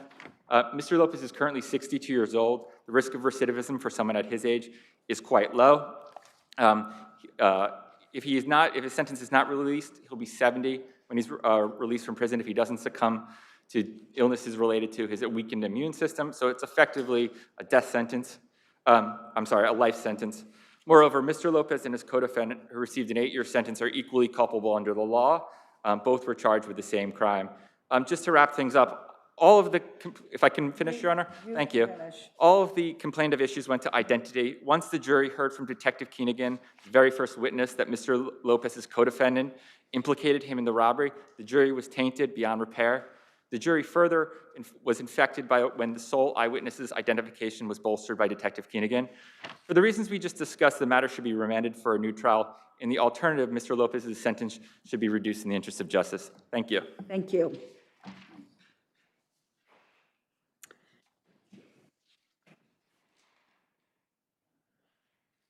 You may proceed. Good afternoon. May it please the court, Robert McIver on behalf of the people as respondent. This case is the essence of why this court requires contemporaneous objections. The defense strategically failed to register objections that were either meritless or would have resulted in minor curative instructions. And in fact, they used those moments at trial strategically in cross and summation.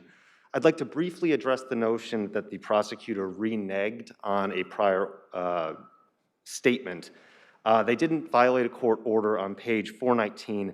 The judge is characterizing what the people stated off record and warned that the people would lead their own witnesses away from, quote, the idea that any information about Mr. Lopez came from Mr. Rivera. That promise here, I think, refers to leading the witnesses away from stating that Rivera, and we know this from the pretrial hearing, implicated the defendant, saying he came up from Florida to, quote, do this job, and that Rivera gave the cell phone number. Again, we know that from the hearing. That's what the prosecutor is referring to. If the prosecutor was reneging on agreement, we absolutely would expect to see an objection in that moment, and possibly a sua sponte objection, and that they would admonish the prosecutor for doing so. I'm happy to address anything that the court has questions on. I note that the primary 2 points are unpreserved, and given the strength of this case and the fact that Actually, that's what I want you to address. With respect, let's assume for argument's sake that there is a violation of the Confrontation Clause. Was that error, is that susceptible to harmless error analysis? A Confrontation Clause violation in this situation, I think. In this situation, correct. It would be in view of the fact that what's the overwhelming evidence? Your adversary says there is none. Just an eyewitness case, that's it? Why not? Well, the overwhelming evidence is that we have the cell site location information that harmonizes perfectly with the in-court testimony and the in-court identifications. That leads the defendant, and we see he made a series of phone calls to his co-defendant as they approached the apartment. There is a phone call at 3:58, almost directly in front of that apartment or right in the zone that abuts that apartment. And then following a gap that harmonizes with her testimony about the length of the robbery, they are about 20 minutes away after the police arrive at the scene, near each other and making phone calls to each other. At that point, there can be really no doubt that that is what controlled what the jury had, or I'm sorry, that controlled the jury's finding. These two were communicating with each other on the day of, and of course, Mr. Rivera was caught with all of, red-handed with that information. Yeah, but your adversary says that's Rivera. Well, it's the combination of those two things. It's the fact that they're communicating on the day of, and he is caught with all of that information. And then we do have the compelling testimony of the complaining witness under these circumstances. She was able to clearly identify him. I'm sorry, she was able to clearly view him for an extended period of time. She saw his face. He removed his mask. That combined with the cell site location information. And I would note, But the identification was a little shaky, wasn't it? I mean, at least in court, there was some confusion there, no? I think she was justifiably nervous, and she stated so, and she revealed that to the prosecutor, and the prosecutor brought that to the court's attention. All of that was put before the jury, and I think the majority of those contentions are completely outweighed by the cell site information. And I would note, I understand that this was a hypothetical or an arguendo assumption, but I do disagree that there was a confrontation clause violation. I do believe that this went to the non-truth purpose of showing how the police investigation unfolded. At that point, once and I have to acknowledge a mistake on my brief. In my introduction section on page 5, I state that the jury learned that Rivera gave up defendant's phone number. That's wrong. Defendant gave up his own phone number. That's the only thing the jury knew. That information came out in the hearing. That's why I got confused. That is correct. I've correctly articulated the facts on page 15 of my brief and in page 24 of my brief prior to point 2. The only information they had was the pedigree information, and then after that, a discussion about Mr. Rivera's accent, and then they mentioned that a second that a second suspect emerged, and that was the defendant in this case. That would explain, and that was necessary to explain why the police performed a trap and trace, subpoenaed phone records, arrested him in Harlem. All of those things would make very little sense without that. And unlike many of the cases cited by my opponent, there was not an immediate rest here. It wasn't as though we spoke with Rivera at 6:15 and then we arrested the defendant at 6:25. Here there is a month-long investigation that needed to have that information in. If there are no further questions. What about your friend's argument that the excessive was sentenced in light of the defendant's age, his HIV status, and the duration of his sentence is such that it could be akin to a life sentence? I think that at the day's end, this case is worth 17 years, and it reflects the defendant's violent recidivism that is escalating. I know that there's discussion that he's less likely to engage in criminality again when he came out, but that argument could have been made in 2008 when he emerged from the prior sentence. And in this case, instead of just doing an armed robbery like he did in 2001, he did an armed, aided by another home invasion robbery of a young mother. That case is worth 17 years, and the discrepancy between the defendant and his co-defendant reflects both the fact that this defendant was armed with a gun and the co-defendant was armed with packing tape, and the defendant in this case is violent recidivism, which includes 5 felonies, 3 of which were violent, and 17 total misdemeanors. If there are no further questions, I ask that this court affirm. Thank you. Thank you.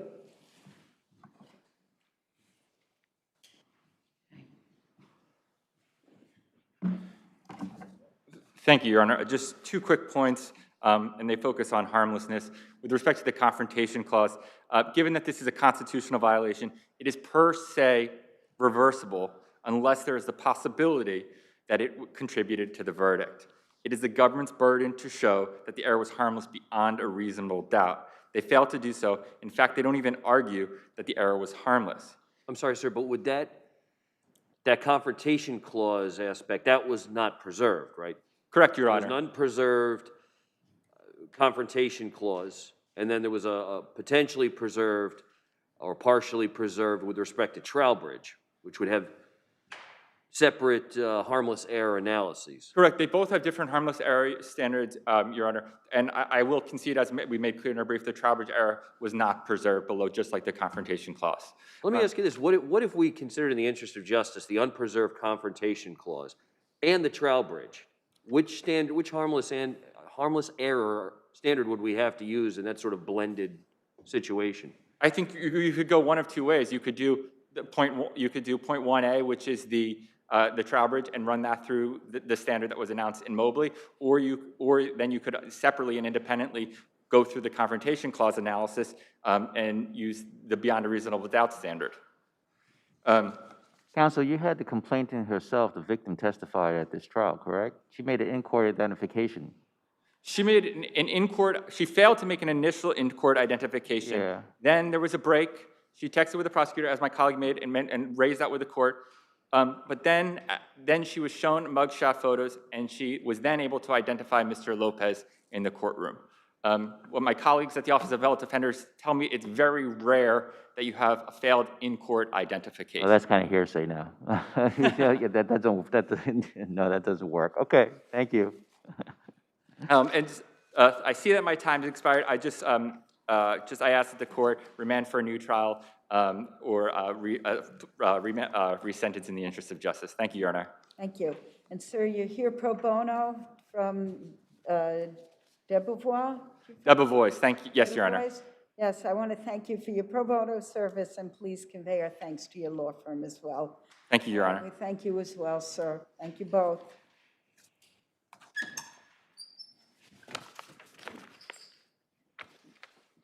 Before I said we were going to wait for you.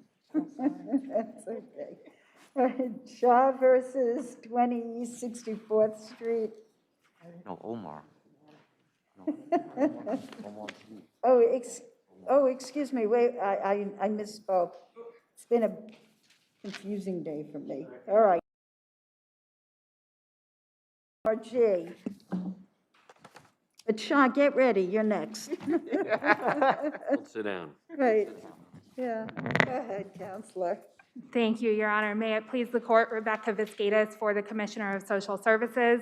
I do appreciate the court taking the time to hear this argument. While the respondent father in this support proceeding did not take a position on this legal issue below or before this court, the family court's conclusion that it could not rule on a properly filed child support petition raises an important jurisdictional question of first impression before this court. We agree. It's a jurisdictional issue. That's what they went on. And the question is, when you brought this petition, they seem to have jurisdiction, and then for reasons that happen in family court, they didn't get to the case, and by that time, the child was no longer on cash benefits payments, although there were still benefits being provided, right? Medical benefits. That's correct, yes. All right, so your position is that there was jurisdiction from the get-go and the court didn't lose it. Why?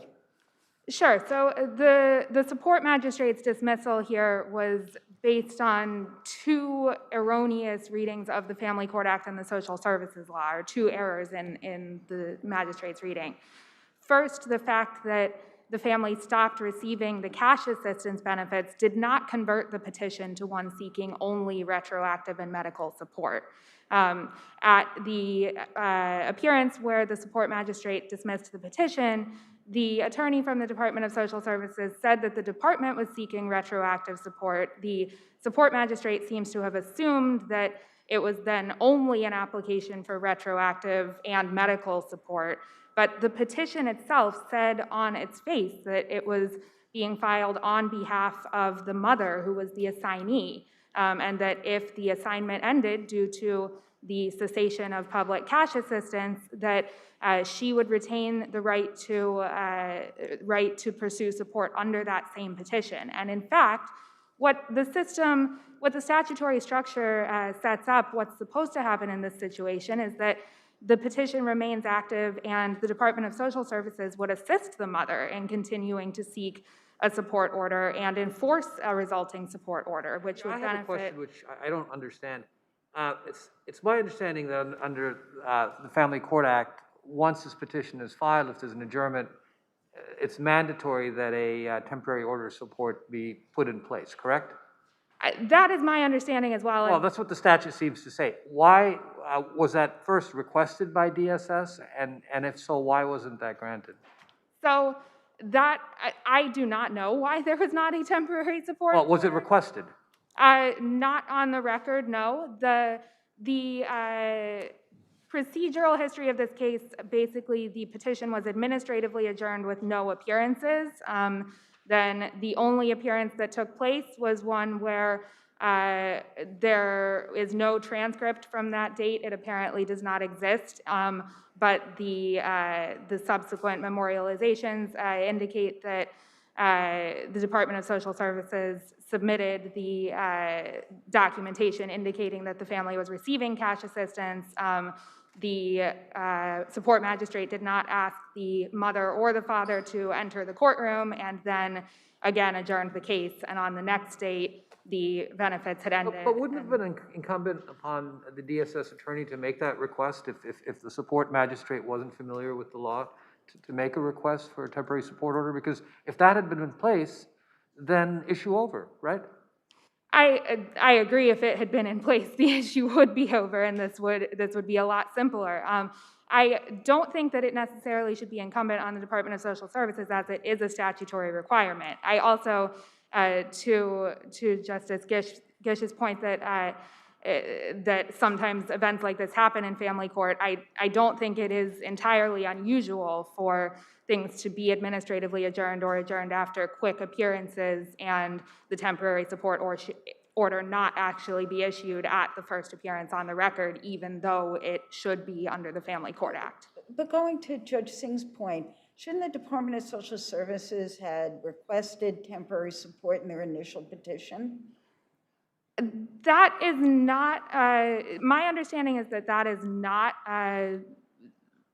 the normal course of business for support proceedings. All right, let me change it to, could they have? Perhaps. I think that would be something that would have to be a change in petitions going forward if that is. You mean the forms? Right. I mean, I think that's not something that It's really not a policy decision. It seems to be, at least it's really a matter of statute. Right. I mean, it is a matter of statute, and the support magistrate, I believe it is incumbent on them to understand their legal obligations, and the family court even more so. Well, we're judges, and we expect lawyers also to educate us. Absolutely. And I wish I knew why no temporary support order had been issued here, because as the court recognizes, that would have seemed to eliminate the problem here. However, based on the fact that the support magistrate and the family court ultimately ignored the entire statutory structure and read a distinction into the Family Court Act that simply doesn't exist, we would ask this court to reverse that order dismissing the petition and reinstate it. Thank you. Thank you, Your Honor.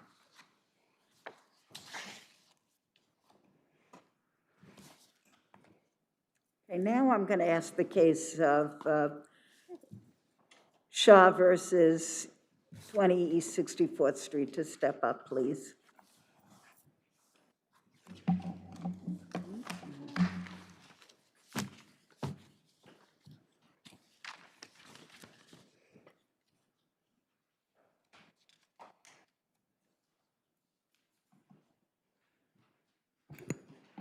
Good afternoon, Your Honors.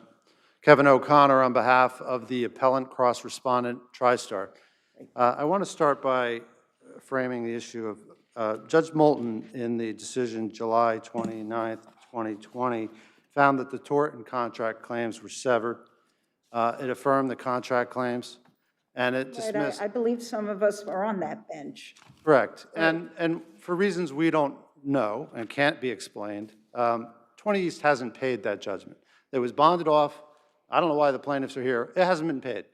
I just want to frame the issue that if the court were to affirm Judge Cohen's decision that common law indemnity is limited to the tort claims as concerns my client, then that would arguably moot all of the other issues that I'd like to talk to that are the subject of my appeal.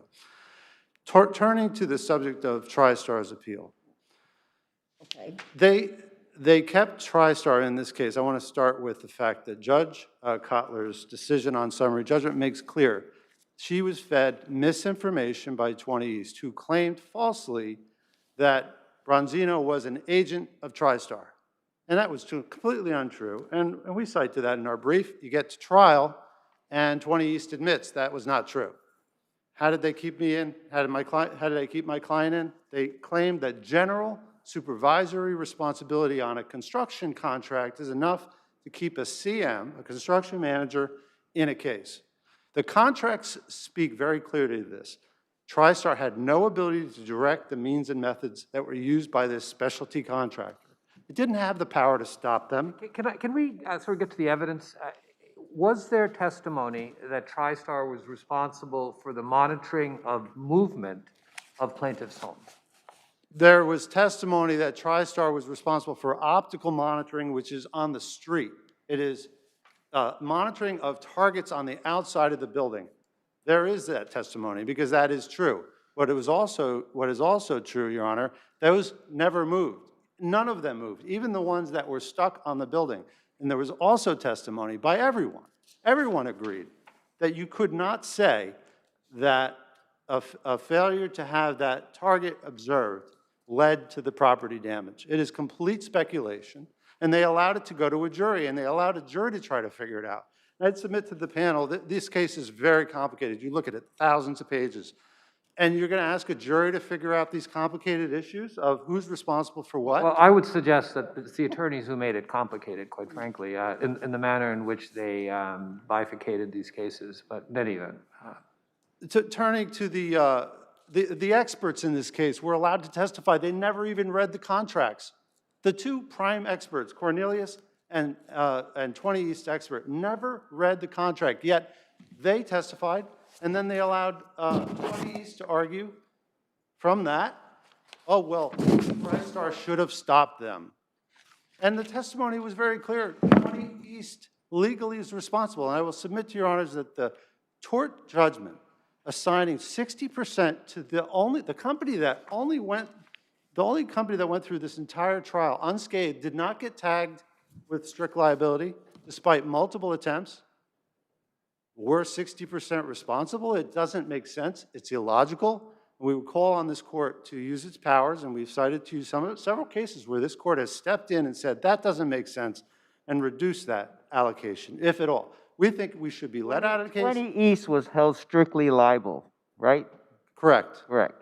So their my understanding is that that means then that's vicarious liability, right? Because somebody else really did it, but because of the point person, they're hit. So that must mean that they're entitled for indemnification from somebody else, correct? I didn't hear that last sentence. They must be entitled to indemnification from somebody else if they're held strictly liable or vicariously liable, because they weren't found negligent. They could be entitled to common law indemnity against Urban. We don't think they should get it against TriStar, but that's what Judge Cohen allowed. Fine. They never sought contractual indemnity against my client. The contract that they entered into, the license agreement, they negotiated, their lawyers signed, and it was 14 don't add months. stuff to this record. I'm looking at common law indemnification. That's what Judge Cohen decides. Don't throw in more stuff in here because, you know, like my colleague said, you guys made it a little bit more complicated than it had to be. So the common law indemnification is what we're looking at.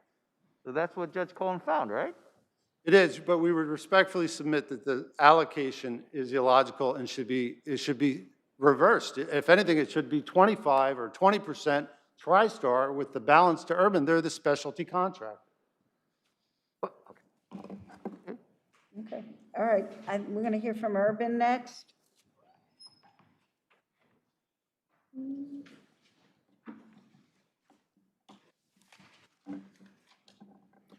Okay, you can proceed.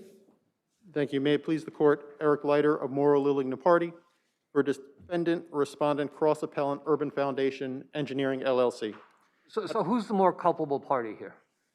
The jury, I believe, correctly found. I understand what the jury found, but in your view, why are they more culpable than you? Because there was testimony, even from an adverse parties expert, that Urban did everything it could in the situation it found itself in.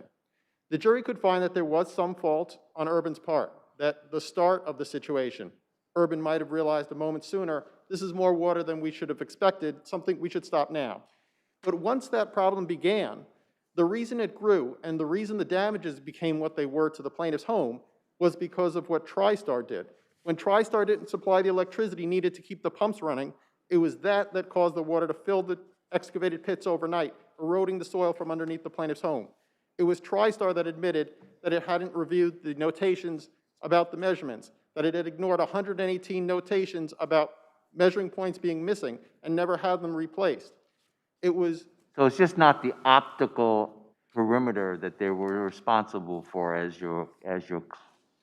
counsel had argued just a few minutes ago, that they had nothing to do with anything else, not from what I'm hearing from you in terms of the testimony before the jury. Right, they had many, many obligations. That was just one of them. Their obligation to supervise was another. It's found in section 1.2 of their contract on page 105 of the record. It specifically says their obligation is to furnish efficient construction, administration, management services, and supervision. When someone's charged with providing supervision, they can't then go to the person they're supposed to supervise and say, supervise yourself, and then walk away and think that they've done their job. There were multiple witnesses that testified to all of the ways in which TriStar's negligence worsened the situation and caused the damage. TriStar's own senior project manager acknowledged that when the building moved by a quarter of an inch or more, it was his obligation to stop it, and that he should have stopped it, but that he hadn't realized that it had moved because he didn't read the report that said it. There were two reports. He didn't read either one of them. He said he skimmed them, and having not noticed it, didn't do anything about it. If he had intervened at that time, and instead of telling Urban, keep digging, keep working, said stop, backfill it. We know that this is water from a water main from the city because it's fluorinated. We'll wait until the city finds the pipe and fixes the pipe before we do anything further.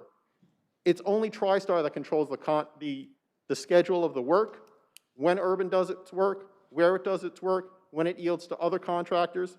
Urban didn't have any authority to change what the schedule was or when it worked on the site. It couldn't control the electricity for the pumps that it was being sent to. It couldn't obtain a subcontractor to do the dewatering work. All of that was on TriStar. And just as this court in Hedges found that the owner and property manager could be found 65%, and the security company found only 25%, in an instance where a patron was assaulted by two assailants. Counsel, that's a really different case. I'm sorry, I was on that panel. I don't think it's anything close to this fact pattern.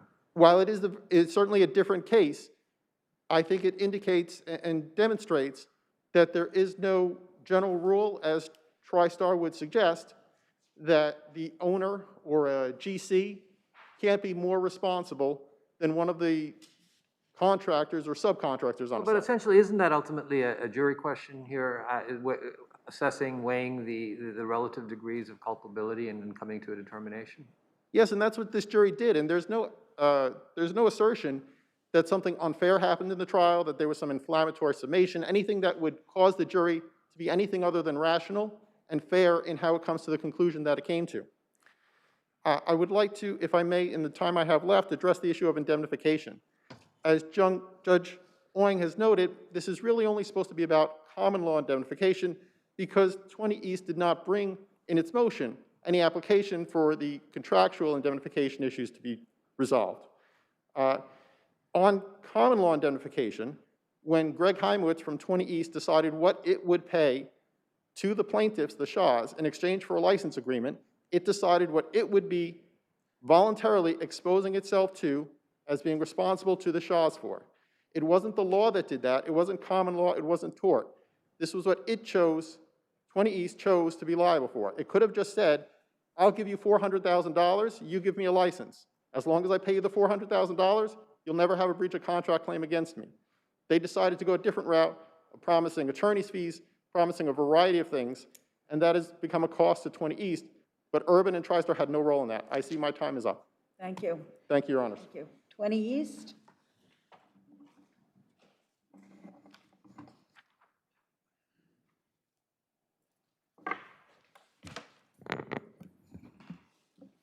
Michael Bono from Wade Clark Mulcahy on behalf of Cross Appellant 20 East.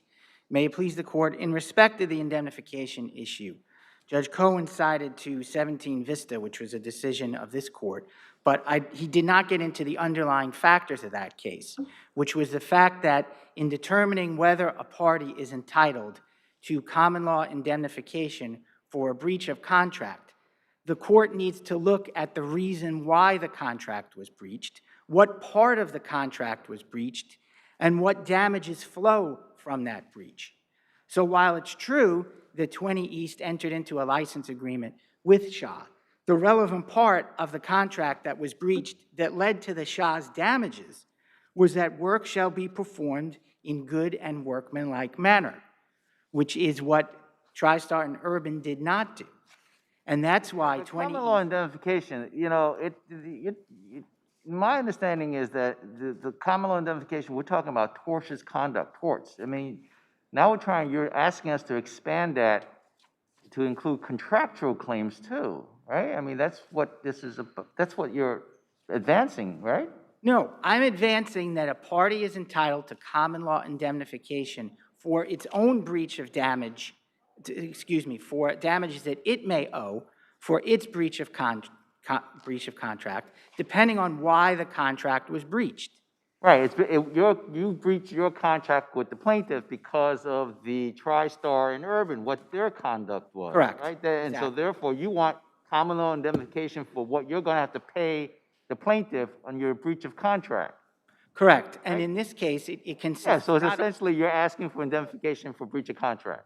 Correct, and not only for the quote-unquote tort judgment here. No, that's separate, I know. But also for the breach of contract. Yeah, because that was part of the phase one. Yeah, it was a different amount. I mean, the unusual circumstances here is that it was like $1.5 million more. Yeah. Right. So, but I'm not sure how you get around the concept that breach of contracts don't usually, I don't know if they ever could otherwise be indemnified in common law. Well, 17 Vista held exactly that it could be. Again, depending on what was breached and who breached it and where the damages came from. And in 17 Vista, a party who was selling a property breached the sales agreement because they weren't able to obtain a certificate of occupancy because an engineer that they retained didn't perform properly, and that's why the certificate of occupancy couldn't be provided. So the court held that the damages that flowed from that specific point could be awarded to the party that breached the contract, in particular because any culpability that party had was purely vicarious, as it was here. So that's the distinction. What were the causes of action in 17 Vista on which the common law indemnification was sought, for which it was sought? It was sought for, I'm sorry, can you repeat the question? Well, in 17 Vista, what were the plaintiff's causes of action or claims for which there was potential liability or was liability, and therefore that indemnification was sought? Plaintiffs brought breach of the sales contract as against 17 Vista, and in turn, 17 Vista brought these common law indemnity claims against the engineer in respect of their breach of contract. Yeah, you know, my understanding is when you're talking indemnification, the person that's seeking indemnification, getting the indemnification, is the one that's being vicariously held liable. Correct. How's that possible in a breach of contract? Well, how's that? I mean, I just can't see it. I mean, how's that possible? Unless it's written somewhere in the contract. Well, it's not, in respect to the contract itself, it's that the party didn't have any active part of the wrongdoing, is what it is. And we did not have an active Well, that's where you're part. covered on the tort side. As my colleague Justice Gish said, you're looking to get coverage for these second part of phase one, which is the breach of contract side. That's where you're looking. You got coverage, according to what we have in front of us, with respect to Part A of Phase 1 of the strict liability. That's what Judge Cohen gave you.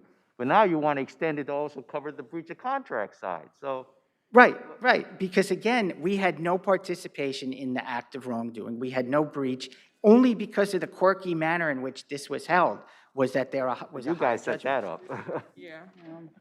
Okay, we're going to hear from the plaintiff, Shaw. Thank you, Your Honors. Kenneth Roberts for the plaintiffs. May it please the court. First of all, I have nothing to do with anything else today. I wasn't at, You want to divorce yourself from all this. I did not I have, understand, we respect, you only asked for 2 minutes, go ahead. All right. You just want to get paid. Yeah, right, wow. no, I actually, I did not try the case either, so none of that is my. Wow. I'm here for one reason and one reason only. For some reason, 20 East argued one point in its brief that we are not entitled to our attorney fees after April 30th, 2019. Did you ask for them? Yeah, no, not yet, Not because yet. we asked for them through April 30, 2019. We're awarded 1.8 million. Again, that's not me. Yeah. But and then Your Honors affirmed that. So that's a given. Yeah. And the only open issue is the attorney fees on the breach of contract action, not on the tort.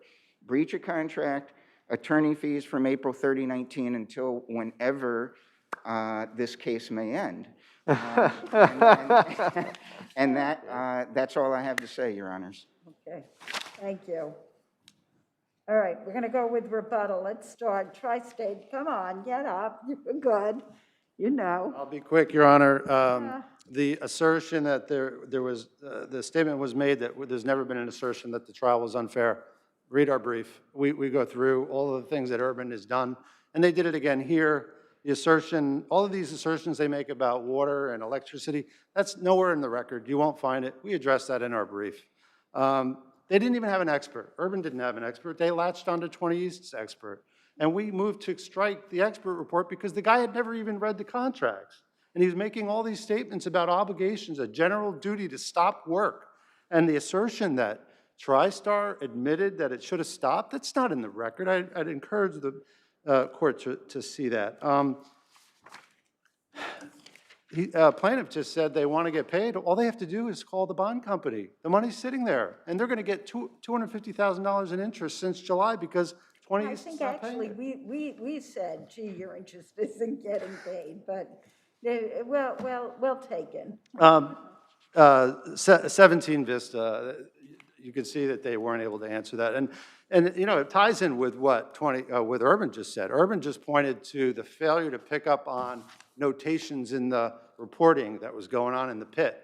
Guess whose reporting that was? Bronzino. By law, Bronzino is the statutory agent of the owner. It's a non-delegable duty. Bronzino was the one that saw the movement and didn't take action.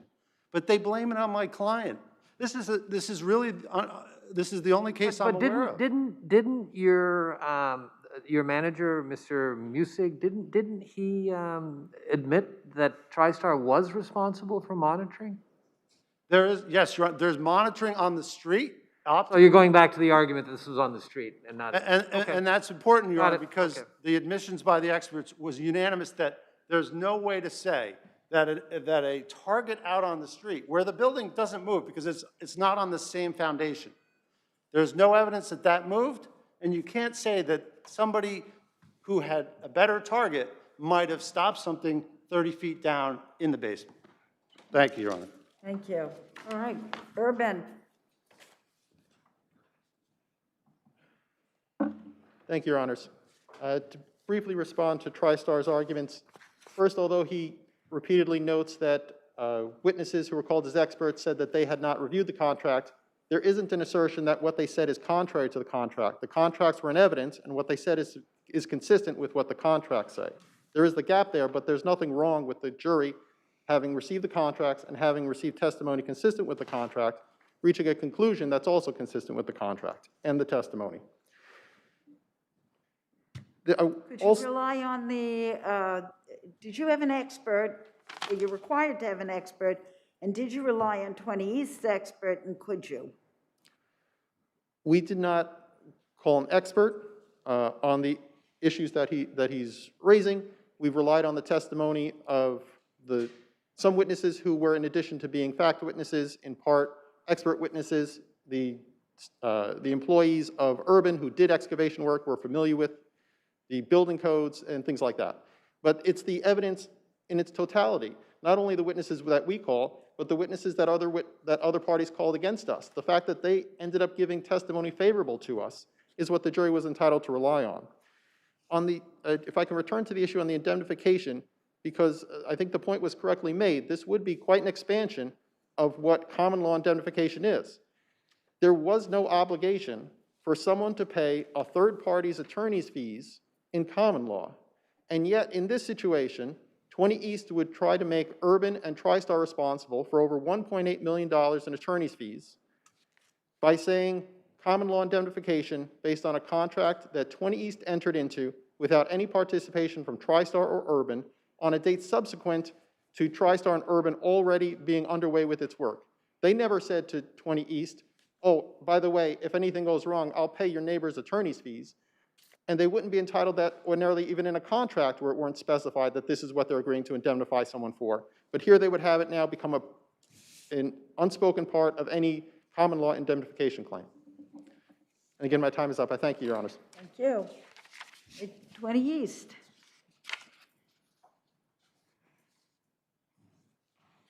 I just wanted to note, in respect to this Bronzino issue, the statute requires that a homeowner retain an independent monitor. But that independent monitor, in this case, did not report to the homeowner. He provided his information to the construction manager. And, you know, TriStar, in this case, wants to fixate on sort of the titles of the parties, but not their actions. And the actions here are what established TriStar's negligence at trial, not simply the fact that they were, quote-unquote, a construction manager. And what the contract said, it's what they did. That's the only separate point I wanted to add. Unless the court has anything further? Thank you. Thank you all.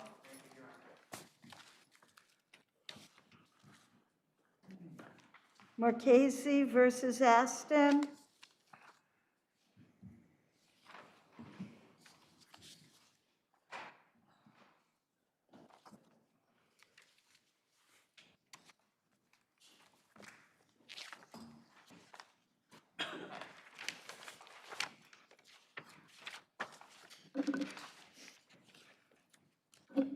You can proceed, Counselor. May it please the court, Your Honors. Nicholas Tam from Shalbomny, Citron, and Spratt, representing the defendant, Lennox Hill.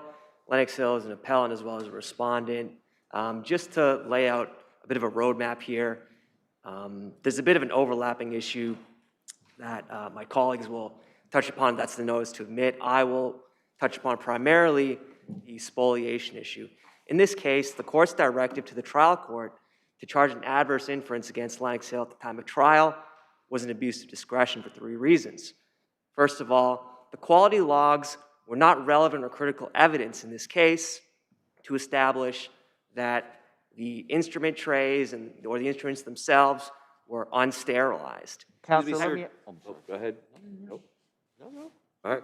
I was just going to ask, do you agree that Pegasus guides or controls the analysis here on the spoliation claim?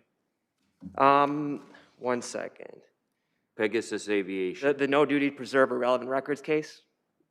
What? What? Sorry.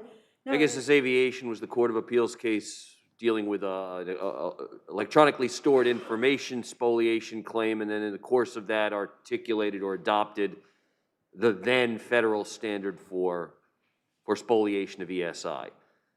But do you agree that the three-factor, three-element Pegasus test controls the spoliation issue here?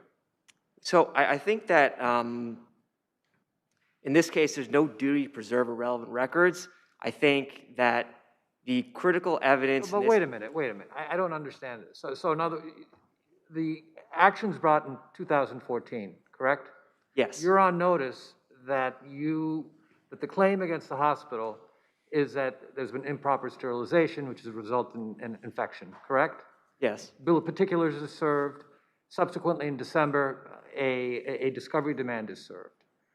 Aren't you on notice? And at that point, under our case law, you're required to put in a litigation hold and separately treat all those documents that you may have in a different manner than your normal retention and destructive retention procedures? No, Your Honor. I think there's a distinction here that needs to be made. The plaintiff initially requested sterilization records that would show whether or not the instruments and tray at issue were sterilized. However, the records that did exist at the time, which were destroyed in a warehouse fire, only went to the issue of whether quality checks were made on a 24-hour basis. That does not determine whether these specific But you're talking about the progress logs? The Bowie Dick and the Sterat NX, the autoclaver that does the steam disinfection, as well as the hydrogen But the peroxide. plaintiff's request was much broader. This is what was narrowed by you, presumably saying, well, this is what we have, this is what we can produce. Right. So presumably, there were material necessary to the issues with respect to sterilization, no? Not in this case, because they're not material. Then why did because you agree to there's- produce them? Why did you agree to produce them if they had absolutely no relevance? Well, we objected to that, and we agreed to take a look at to see if they existed.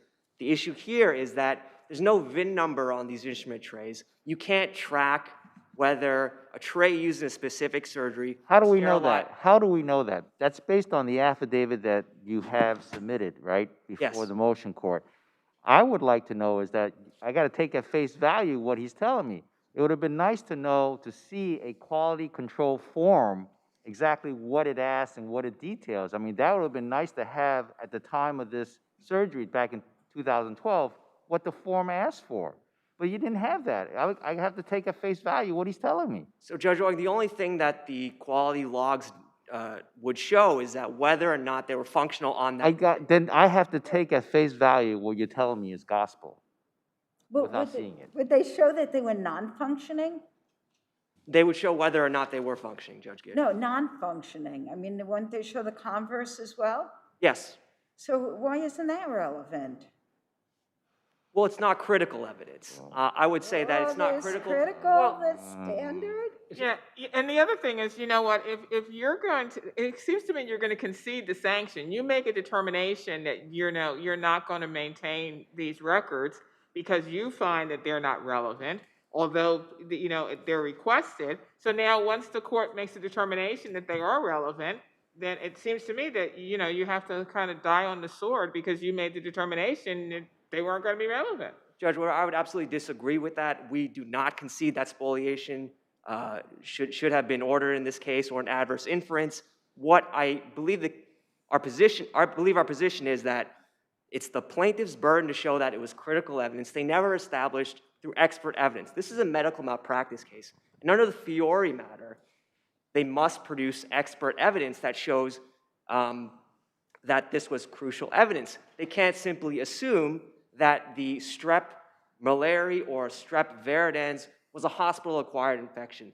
They can't simply assume that the mode of transmission, the lack of sterilization of instruments, would increase the risk of developing these types of isolated pathogens. They never established that, and it was their burden to show expert proof on this issue. Okay, I'm sorry, this is late. Can I ask a question? Yes, of course. Let's assume, for argument's sake, you're correct. Does that end now? Can plaintiff go to trial maybe and try to show that she's entitled to some kind of charge relating to this issue of evidence that's been now destroyed? So I think that in this case, it's not critical evidence because in any event, the plaintiff would have to show a number of things. They could rely on deposition testimony to show that, for example, there was a break in the seal in the tray, or there was some type of custom and protocol that was not pertaining to the missing, to the destroyed evidence. Can plaintiff at trial look for some other kind of relief before the trial judge? So your question is whether the trial judge could fashion some other type of relief? Other than spoliation? Than spoliation? I'm not sure of the answer to that question. I think that would be up to the plaintiff to answer. Judy, may I one? Yes, of course. Why are, if I may, why are we so focused on the word critical here? If evidence is spoliated and that evidence is relevant, wouldn't the materiality or the criticalness of the evidence go to the prejudice and therefore what the remedy ought to be? And I think Judge Gish had touched on this, that are these forms, if they would, and it sounds like they would indicate whether the sterilization machine or unit was working or was not. Wouldn't that have some tendency to prove or disprove some of the material issues in this case? I would say that the records that they're seeking to show that the trays were not sterilized, that's the theory of liability. They're trying to say that the instruments perhaps were dirty or the tray was dirty. But if the machine is not, I'm sorry, if the machine is not working, and there's a record that once existed to show that, and this is totally hypothetical, wouldn't that show if the machine's not working that in fact the instruments could not have been sterilized? I think that'd be a separate issue. I think that if a machine's not working, then there would have been some other type of quality control check. Perhaps the seal was broken or some other issue that they could point to establish that there was some type of potential pathogen that existed on these instruments. But that requires you turning over all the records pertaining to these issues, correct? The ones that would be relevant, but the ones that issue here are very specific. It's the Bowie Dick and the... Again, you know, you're making that determination, and you made reference to the quality check logs, which you didn't turn over.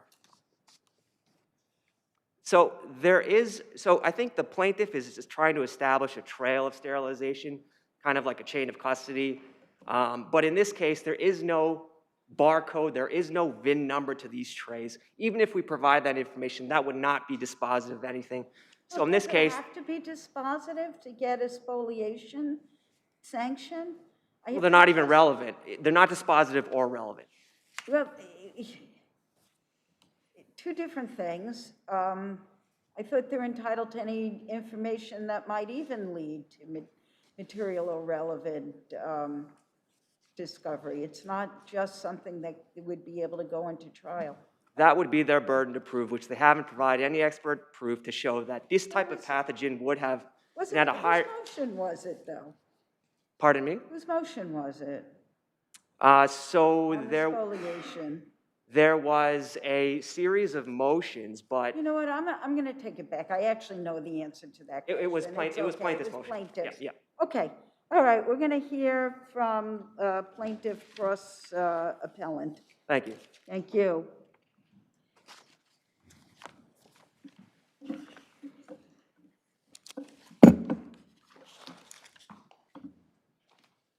Good afternoon, Your Honors. Todd Sherman for the plaintiff, respondent, cross appellant Melanie Marchese. Yeah. So you move for spoliation sanctions, right? At a minimum, we want harsher spoliation sanctions, but the issue was far broader than just these quality check records. To this... Let me stop you for a minute before we get to the specific records. Yes, Your Honor. You know, because we're going to go back to square one like we did with your adversary. You move for spoliation. Is the standard by which we figure this motion out the Pegasus standard? I do think Pegasus applies. I do think that... So they had a three-factor test, right? They're on notice. They're on notice. That doesn't seem to be an issue. They didn't take... Then they have to have a culpable state of mind, right? And the culpable state of mind comes in from the fact that they didn't take any effort whatsoever to preserve the evidence.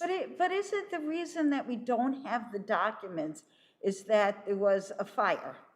But the reason that we don't have the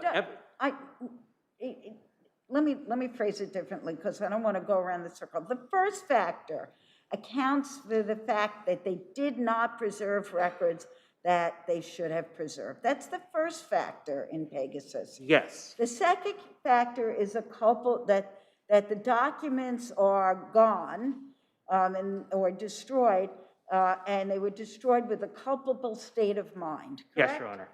All right, and the culpable state of mind can be either willfulness or it can be negligence, Correct. Right? Yes, Your Honor. And the difference comes to factor 3, which is that if it's negligence, then you have the burden of proving relevance. But if it's willful, then it would be the hospital would have to prove lack of willfulness, right? That's correct, Your Honor. Right, or the lack of relevance. That's correct. Those three factors are all met here because they are on notice. They did not search for the records, and there goes for the culpable state of mind. The fire happened well after they were on notice. So we had served a very... How does that distinguish from the first and second thing? Isn't the culpable state of mind related to how the documents were why they're missing? No, Your Honor, mere negligence in not doing what they needed I to hear do what to you're saying. preserve them. What you're saying, correct me if I'm wrong, but your argument seems to be, yeah, if the fire destroyed the document, but had they put a hold on the documents or secured the documents and put it in the facility and did what they were supposed to do under Pegasus, and a fire happened, there really is no argument of spoliation at that point because they did everything they were supposed to do. Your position is they didn't do anything from the get-go. Correct. So that's why the fire at this point doesn't really matter. Yes, Your If Honor. they had done something from the get-go and the fire occurred, I wouldn't be standing here right now and say there's spoliation. That is correct, Your Honor. We made a very specific demand, but more so, our complaint and our bill of particulars and our amended complaint, which was served before the bill of particulars, this was not a bare bones complaint. It was hyper-specific, and it specifically said what we were looking for.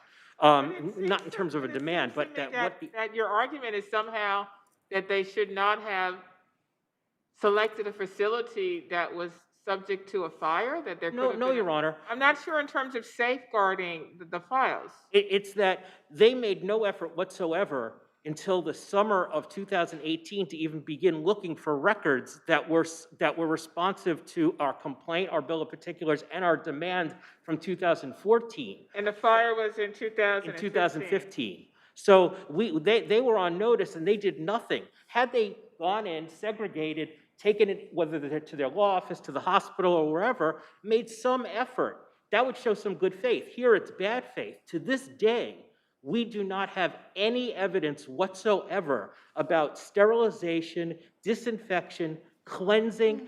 That's what the motion was about. It's not just about these quality checks that counsel has argued and tried to pigeonhole. And it was, to this day, and years later, we're still looking for, and that's why we made a motion, and that's why we think the sanctions should have been harsher, because we don't have any evidence. So then we're back to the relevancy argument, and then that argument, counsel, is stating that you did not present any expert testimony via affidavits, et cetera, that these documents would be relevant to your claims. Well, I think that there's two responses to that.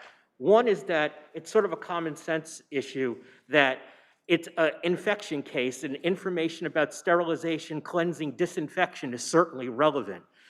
Well, it's actually threefold. Second would be the fact that they agreed to produce it by stipulation to settle a motion. Third would be that there is actually expert evidence in the record that they put in the record, because Dr. Aston himself testified that the infection wouldn't have occurred without the surgery, that her surgical site infection was a complication of the surgery, that the infection was contemporaneously associated with the surgery, that these type of bacteria are known to colonize the area where the surgery happened and where she developed her infection, that possible causes of this surgical site infection included some break in sterility during the surgical procedure, instruments that are not sterilized properly, and that's at page 1321, lines 9 to 11 of the record. If anybody I'm sorry, not to interrupt you, but how does that show, and it's your burden, that the logs would have supported your med mal claim here? Well, first of all, Your Honor, I don't think it's our burden to show that with an expert. I think it's our burden to show that it's relevant. Is this information likely to make some issue more or less likely to be so?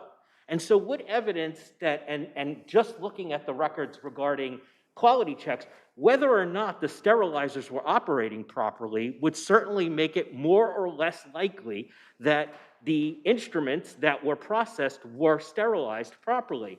The VIN number claim, and I use that because that's the term adopted by counsel, isn't applicable here because The instruments at issue were not part of the general pool of hospital instruments.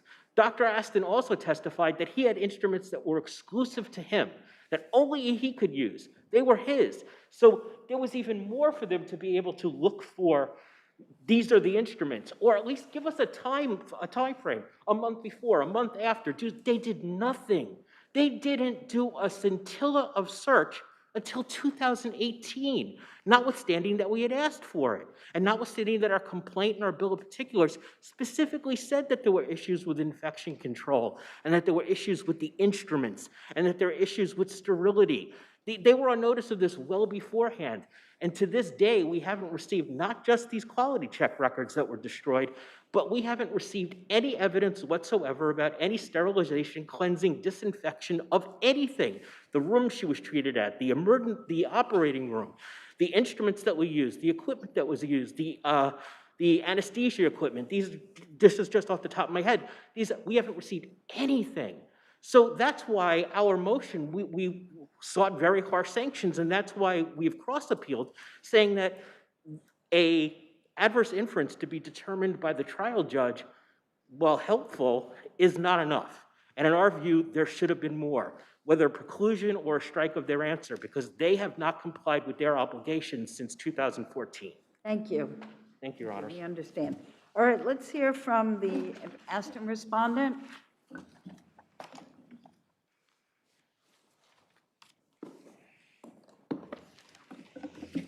Good afternoon, Your Honors. May it please the Court. Catherine Beer, Mauro Lilling Naparty, for the defendant, respondent, Aston defendants.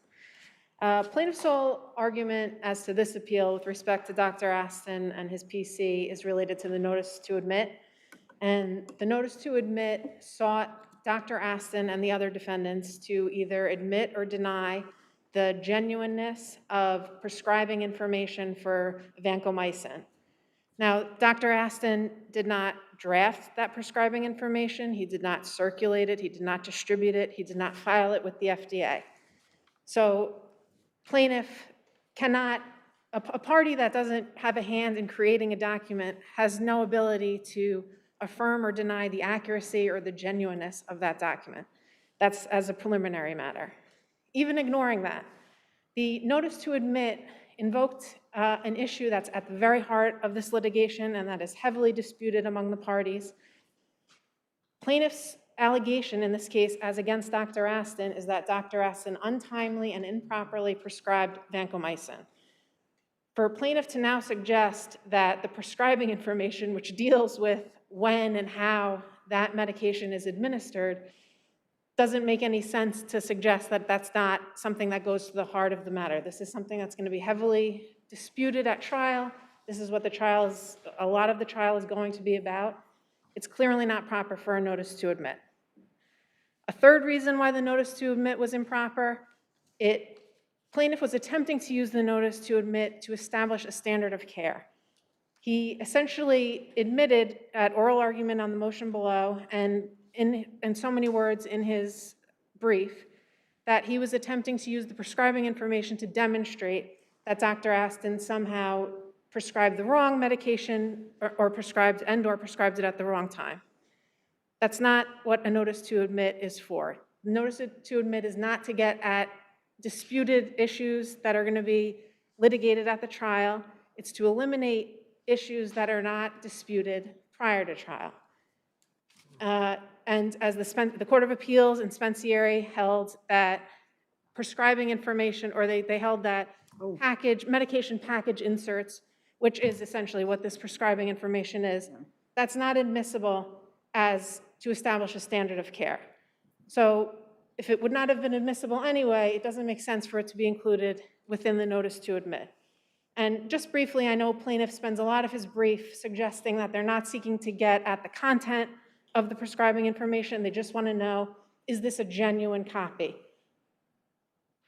There's no reason why they would need to use a notice to admit to figure out if this is a copy, since they received the copy from the FDA. They served it to us saying, we got this from the FDA, admit that it's a copy. It's a public record, as has been held numerous times. A public record is not, it's equally available to both sides. It's not proper for a notice to admit, and there's no reason why it should have been included here. So the trial court properly rejected the notice to admit and granted our motion and the other defendants' motions for a protective order in that sense. Thank you. Thank you. All right, now we're going to hear from the other respondent doctors. Dr. Zellman.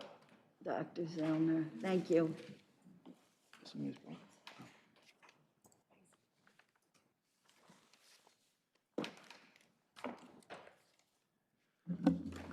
Good afternoon, Your Honors. Gregory Casino from Martin Clearwater and Bell for Dr. Zellman, who's the anesthesiologist in his practice.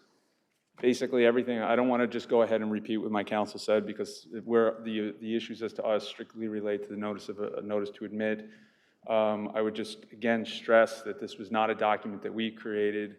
The plaintiff has taken the position that, just because we're medical providers who regularly administer vancomycin and therefore would be expected to be familiar with the prescribing information, that somehow makes us able to authenticate this document. I would submit that that's not accurate. The plaintiff never identifies with the reasonable steps, the reasonable inquiry that Dr. Zellman, again, he's an anesthesiologist, could have done to ascertain the authenticity of the documents. And I would just submit that, when we're talking about a document that was not prepared by us, that asking us to authenticate it is not a proper purpose for a notice to admit. Does the court have any questions? Thank you. Thank you. Okay, start Lenox Hill. So very briefly, Judge Haggard, I just wanted to circle back on the question that you had. If it was unclear, yes, the Pegasus standard should apply, and the relevance issue is a problem. So I'm glad you said that, because here's the point I want to make. So are you then, I read your briefs, are you conceding that there was negligence here? Because you went right into relevance. No, and actually that was going to be my next point, Justice Oing, because your point during the plaintiff's argument was, didn't they have notice from the get-go? And here's what they specifically requested on December 23rd, 2014. And I quote, page 204 of the record. Any records which reflect that sterilization was performed No, they commenced the action, right? And they get served with a bill of particulars. It's not so much, it's not measured from the time when they're going to ask you for the information, but from all the precedent and what we have in terms of case law. It's when the litigation hold goes into effect, sometimes even before litigation is commenced, in terms of holds. That's, you're pointing to when they first asked for, made a demand for the document as your measuring point. Well, I think it's a logical leap to conclude that this type of pathogen, staph malaria and staph viridans, was a hospital-acquired infection. They have no expert to say that, and they can't presume that. Second of all, that may be true, but then what you're asking us, or at least from what I'm thinking or hearing, is that then there's going to be sort of a double standard. There's going to be a standard for hospitals in terms of when there should be a hold, and a standard for commercial cases when they are supposed to do holds before actions started. So that's what it seems like you're suggesting, is that there's going to be two kinds of standards: one for medical malpractice cases and one for other cases. It sounds like what you're saying, that we should be doing that. I don't think it's a different standard. I think it's a level of proof that the plaintiff has to show for spoliation specifically. But just to circle back on page 204 of the record, they specifically asked for the records for the instruments used on the plaintiff. Those don't exist in this case. And I would like to also refer to these... But wait a minute, I understand that. But you did agree to produce these, the logs. So the issue is, because that's what we're discussing now, the logs. Are the logs relevant to plaintiffs' med mal claims, and the burden is on plaintiffs? So why hasn't that been shown? Because we don't have the logs. The logs could show, for example, that on a certain day that the machine wasn't working, and maybe an inference can be drawn by a jury that, in fact, the instruments weren't properly sterilized on that. So Judge Singh, that's an interesting point, because there's evidence in the record from the supplemental affidavit of Mark McLaren, the nurse, systems operation director for Lenox Hill.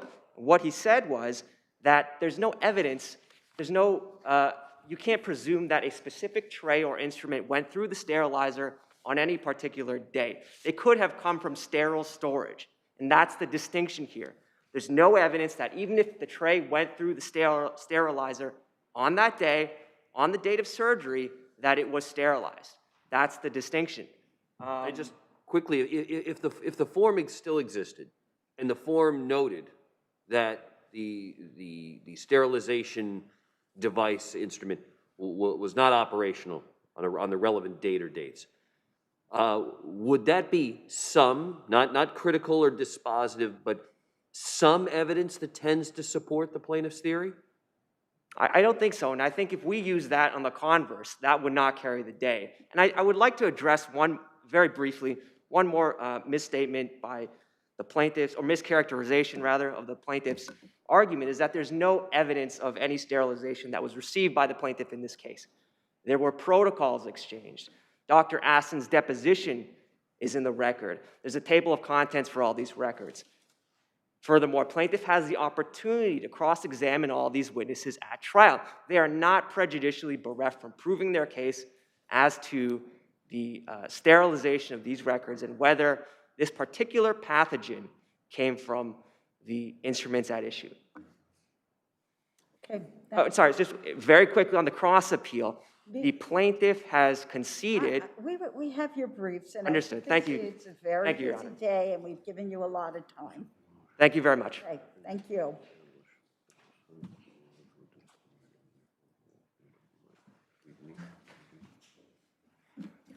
Your Honor, very briefly, with respect to the notice to admit, which I wasn't able to address earlier, we never asked any specifics, intentionally because that would be improper. We asked, is this document, which you could ascertain with upon reasonable inquiry, genuine? And then there was a representation. How would they know that? How would they know that? We told them how to find it. He gave them the specific directions Well, on that's where nice, to find but- it from the FDA. But why do they have to find the document? Why should they Because do your work for you? Because the whole obligation is to save time and money and to prevent parties from having to go through extra expense in order to authenticate a document that could be authenticated with reasonable inquiry, and that's in the statute itself. So in other words, if they were able to produce a document, we can conclude it's authentic? I didn't hear you, Your Honor. In other words, if they are able to produce the document, we can reach a conclusion that it's authentic, and the trial judge then could enter it into evidence? I don't think it's preclusion. I think it's if they're able to authenticate the genuineness. Just, yes, that's the document, that is the protocol the FDA issued, or that's the full prescribing information. We're not agreeing that it's right. We're not agreeing to its content, and we specifically didn't ask. And every one of those public records cases that were cited. You need it, though. I mean, you can't, even if it, first of all, it's not hard for a party who wants to get in a public record to get that into evidence, or authenticate it for purposes of getting it into evidence. Why do you need a notice to admit? Well, because it's a federal record, we'll have to go a little further to get it certified, to get it into evidence. So it's just a further effort. It's still a summary kind of way to authenticate it, and I just don't really understand why this kind of document would show up in a notice to admit, quite frankly. Well, Your Honor, it's created pursuant to federal law, so it's not this advertising kind of information or the PDR information that was suggested earlier. Yeah, but its authenticity is really established by the fact that the FDA will certify it. Well, that is You true. know, there's all kinds of things that could happen online. Why should they? They didn't create the document. I'm really having a disconnect on this. Because, Your Honor, it's not that it's just found online.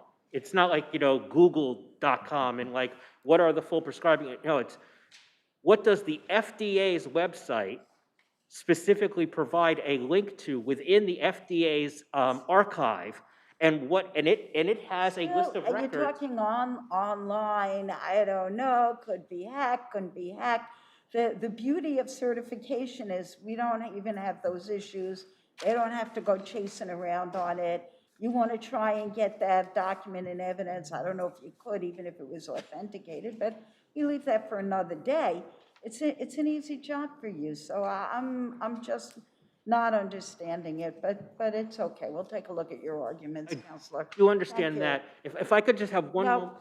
No, honestly, it's a really busy day. I understand, Your Honor. I'm cutting everybody off at the knees today. Thank you for Okay. the court's It's an largesse. Thank you for your time. equal cutting off today.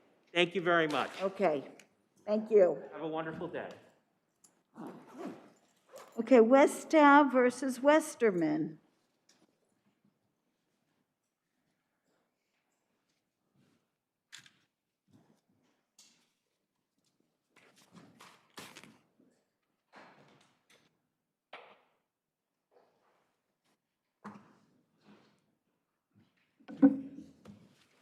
Okay, you can proceed, Counselor. Good afternoon, Your Honors. Thank you. Patrick Downs on behalf of plaintiff appellants. May it please the court. Appellants are here to ask Your Honors to reverse the trial court which granted a motion to dismiss based on a form selection clause in the agreement involving a defendant who is not a party to that agreement and a New York plaintiff that was also not a party to the agreement. Is that your strongest argument, Counselor? That the two parties aren't. That they're different signatories, close relationship doctrine, et cetera. Is that your argument here? That's one of the arguments. The other argument being that the 2015 agreement does not apply to the. Well, I understand that's how you characterize it, but doesn't your claim arise out of the 2014 agreement? Yes, it arises out of the So 2014. If it arises out of 2014 agreement, wasn't the 2015 an amendment to that agreement? It amended a portion of that agreement. Well, it's an amendment to the agreement, so wouldn't it apply? Not by the terms of the 2015 agreement. Why is that? Because the terms of the 2015 agreement make clear that the original agreement continues and is separate. It says, first of all, it's not like it's taking the 2014 agreement and incorporating it into the 2015 agreement. Not at all. First of all, the 2015 agreement refers to the 2014 agreement as if it still exists. It calls it the original agreement and distinguishes it to the 2015 agreement, which is defined or referred to as just. So the 2015, your position or your characterization is that it's an agreement, not an amendment, correct? But it does amend a portion of it, and it identifies sort of what topic is amended. Basically, my client contributed more money and would therefore get more of the proceeds. So that aspect of the 2014 agreement was amended. So the clause provides, the form selection clause provides that it applies to disputes with performance or interpretation of this agreement. This agreement is, in your view, the 2015 amendment or the 2014? Correct, by its terms, because it refers to the agreement, which is the 2015 agreement. And, Your Honor, it's very careful to read what that form selection clause actually says. It says a dispute by the parties to the agreement, okay? So the parties to the agreement are not the respondent and not one of my clients. But that brings in the issue of the close relationship doctrine, right? That's right. So there's two arguments. Does the 2015 agreement apply at all here? We say no. And then also another issue or another reason we can win is if the close relationship doctrine doesn't apply. And one issue that we think is important and warrants reversal is the standard of review here. Obviously, for Your Honors, it's de novo. You're reviewing contracts. It says what it says. But with the trial court, and this is undisputed, plaintiffs should get every benefit, the benefit of every possible inference from what these agreements say. And that the case law also says that it's error to dismiss on documents unless those documents utterly refute our claim. So, Counsel, I just want to be clear now. Although the 2015 document says amendment, you're stating that it is in fact an agreement and not an amendment? It does amend a portion of the 2014 agreement. There's no doubt about that. And it defines what parties are being affected by that. Those are not the same parties as gives rise to our claim.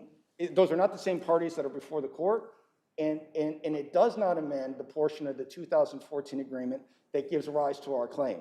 So but you're still arguing that it's a totally separate agreement? Totally, exactly right. And the case law we cited from this department, I think it's the News Limited case, where you have some parties signing an agreement that has a form selection clause, some not signing it, and a prior panel from this department said that when you have sophisticated parties, they're not going to be subject to a form selection clause found in another agreement by other parties. Well, that is, in a sense, the tagline of our position. Yes, we do have another agreement here by other parties, but that's not the parties before the court here, and the subject matter is different, just like it was in the News Limited case. The other thing to bear in mind, and I'm going to ask you to wrap up your argument. the last case we'd ask Your Honors to look at is the L3 Communication Corp case, where when a party excludes itself. This hardly sounds like a wrap-up, but thank you. Yeah, okay, just the point that they've excluded. We have we have your briefs. The case you want us to look at, we will. Thank you, Your Honor. Okay, thank you.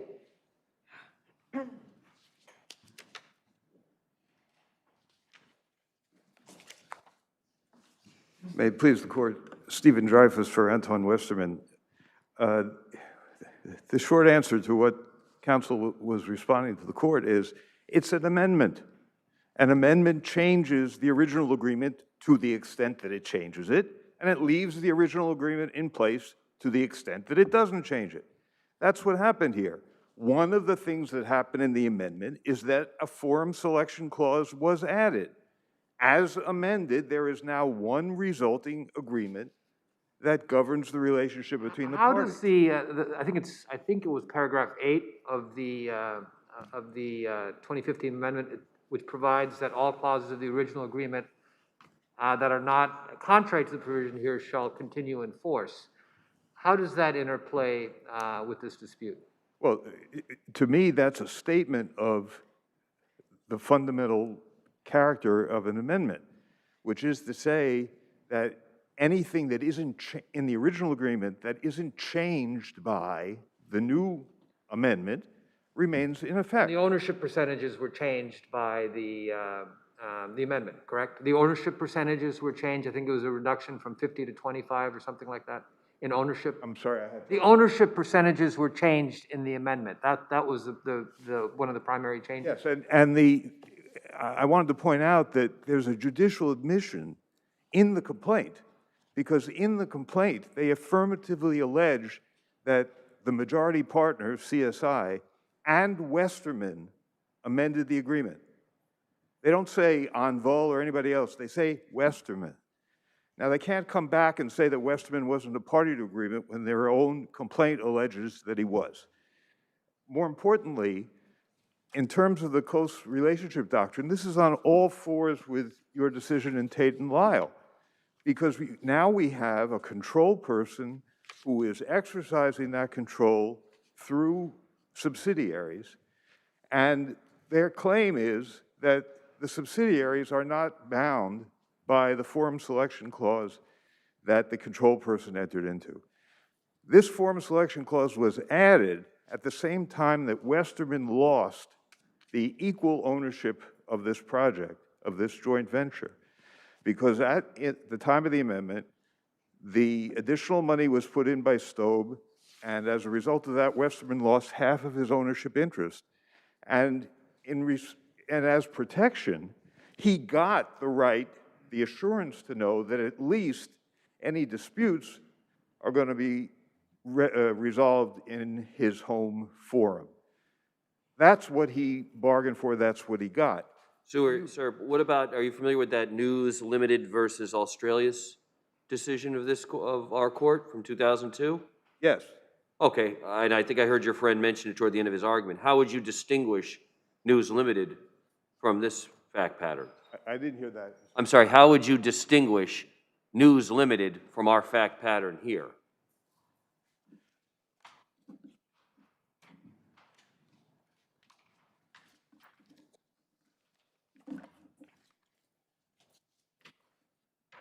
Well,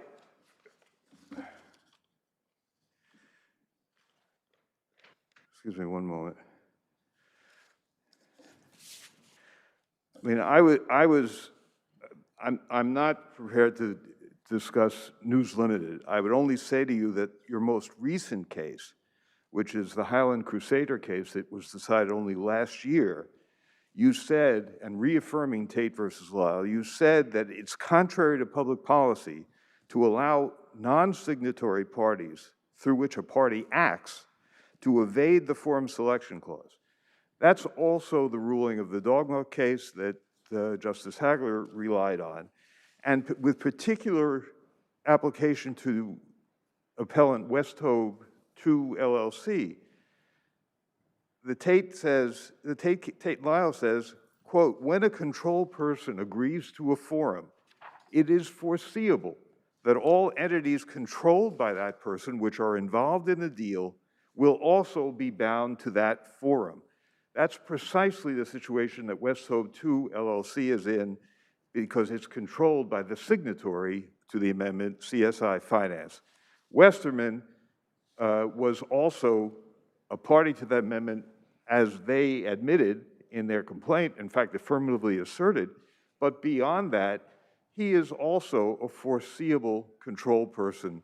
As Justice Hagler said, it's crystal clear under these facts that Westerman amended the agreement, because how else could an agreement that Westerman was a party of be amended unless Westerman amended it? Otherwise, that amendment couldn't work. And nobody taking a position that that amendment is inoperable. Thank you, Your Honor. Thank you. Rebuttal, Counselor.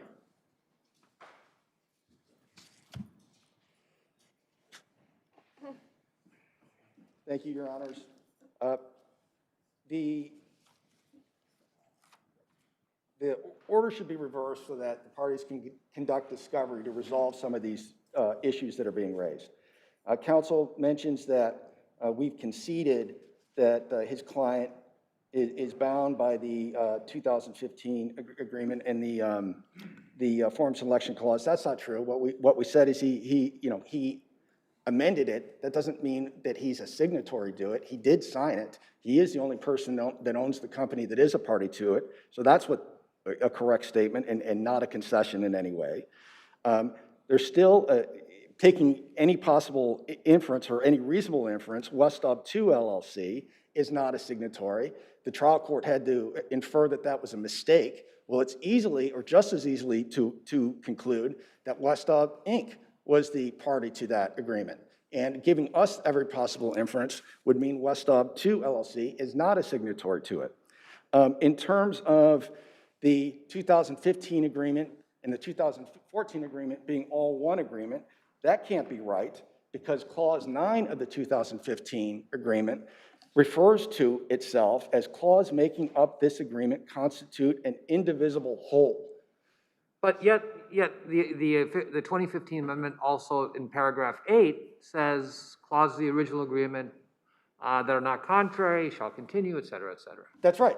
So it sounds like one could make a fair argument that we're talking about one agreement that was amended in 2015. There should be discovery on that issue because I think on the record, what I think I hear is the 2014 agreement is continuing on its track. The 2015 agreement is making clear it's not canceled, it continues.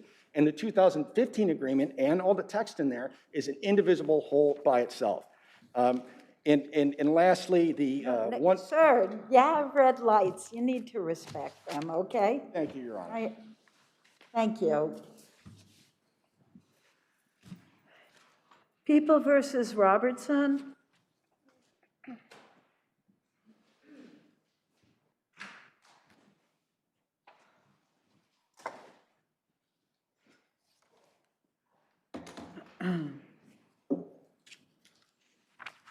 May it please the court, happy to be here. I know it's late. I will be brief. Ben Schatz. We'll give you the full time. I appreciate Go that, ahead. Your Honor. Thank you for Mr. Robertson. I'd like to focus on the Molyneux issue. The trial court erred in letting the DA elicit very graphic evidence of a series of alleged prior abuses against the complainant at the hands of Mr. Robertson. I'd like to assume, for purposes of this argument, that the people can actually articulate any non-propensity purpose that these two prior alleged assaults served. Could it go to show that the prior acts, that the defendant was jealous maybe of the victim?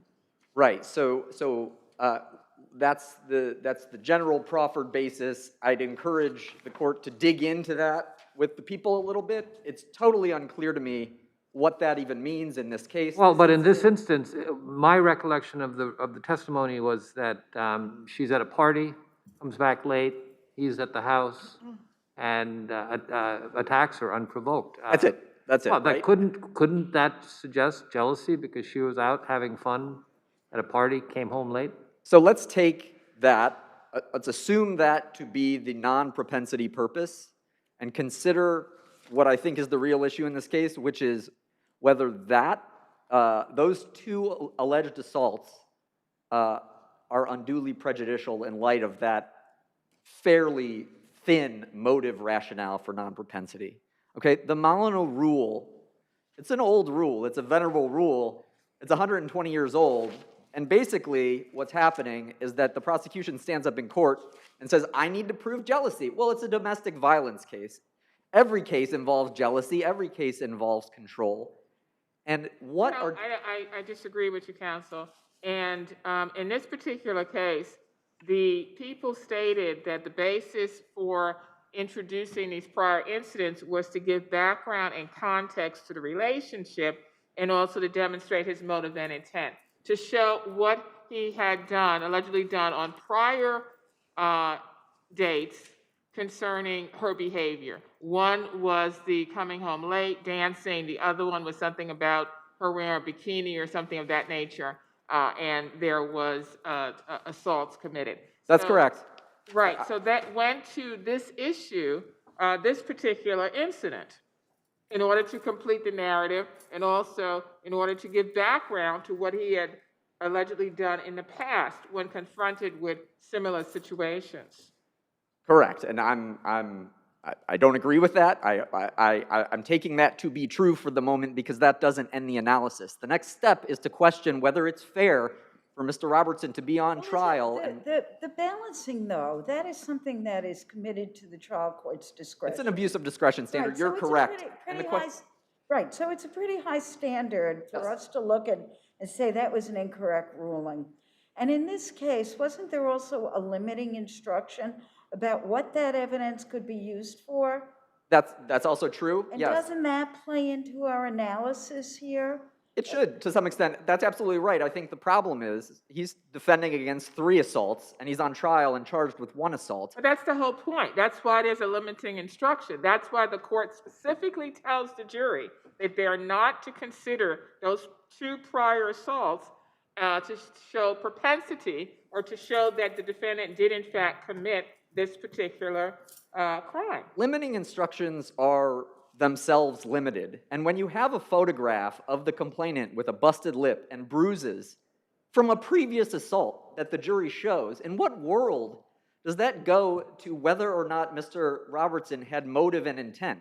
It's just prejudicial. So therefore, counsel, your argument is that limiting instructions never work, and so therefore we have to assume that the jury is not in fact listening to the judge when he or she gives a charge. Absolutely not, Your Honor, but there is precedent that says limiting instructions only go so far when the prejudice is this severe. When you have a photograph of a beat-up woman that doesn't relate to the charged crime. So we also have to look at the other evidence. Was there any other evidence as to this incident? There's no other evidence. That's the point. It's just her testimony. And isn't that why? Isn't that exactly why in domestic violence cases? Because they are usually unwitnessed except the testimony of the victim, that evidence of prior incidents is important to establish the relationship between the parties. We've got to rein it in, Judge. This Molyneux rule it's becoming the exception that bad acts are excluded whenever the prosecutor gets up and says motive and intent. In every domestic violence case, you're going to have every beating. These are bad facts, I recognize. You're going to have every beating that this guy committed. Well, I don't know that that's true. I mean, the courts have discretion generally to limit it in terms of time. You could do the last two. In other words, and to make that balancing. Here, these were the only circumstances. So May I briefly respond to that? I am, because I appreciate it. And so I'm going to give you the time. Thank you. Just very briefly, I think when you look at what happens in this case, in the context of the case, what you end up with is not a trial about whether Mr. Robertson committed the charged crime, but more or less a referendum on whether he beats his girlfriend. That the expert testimony combined with these three incidents that he has to defend against is really beyond the pale. It's a clear Molyneux violation. Thank you. Thank you.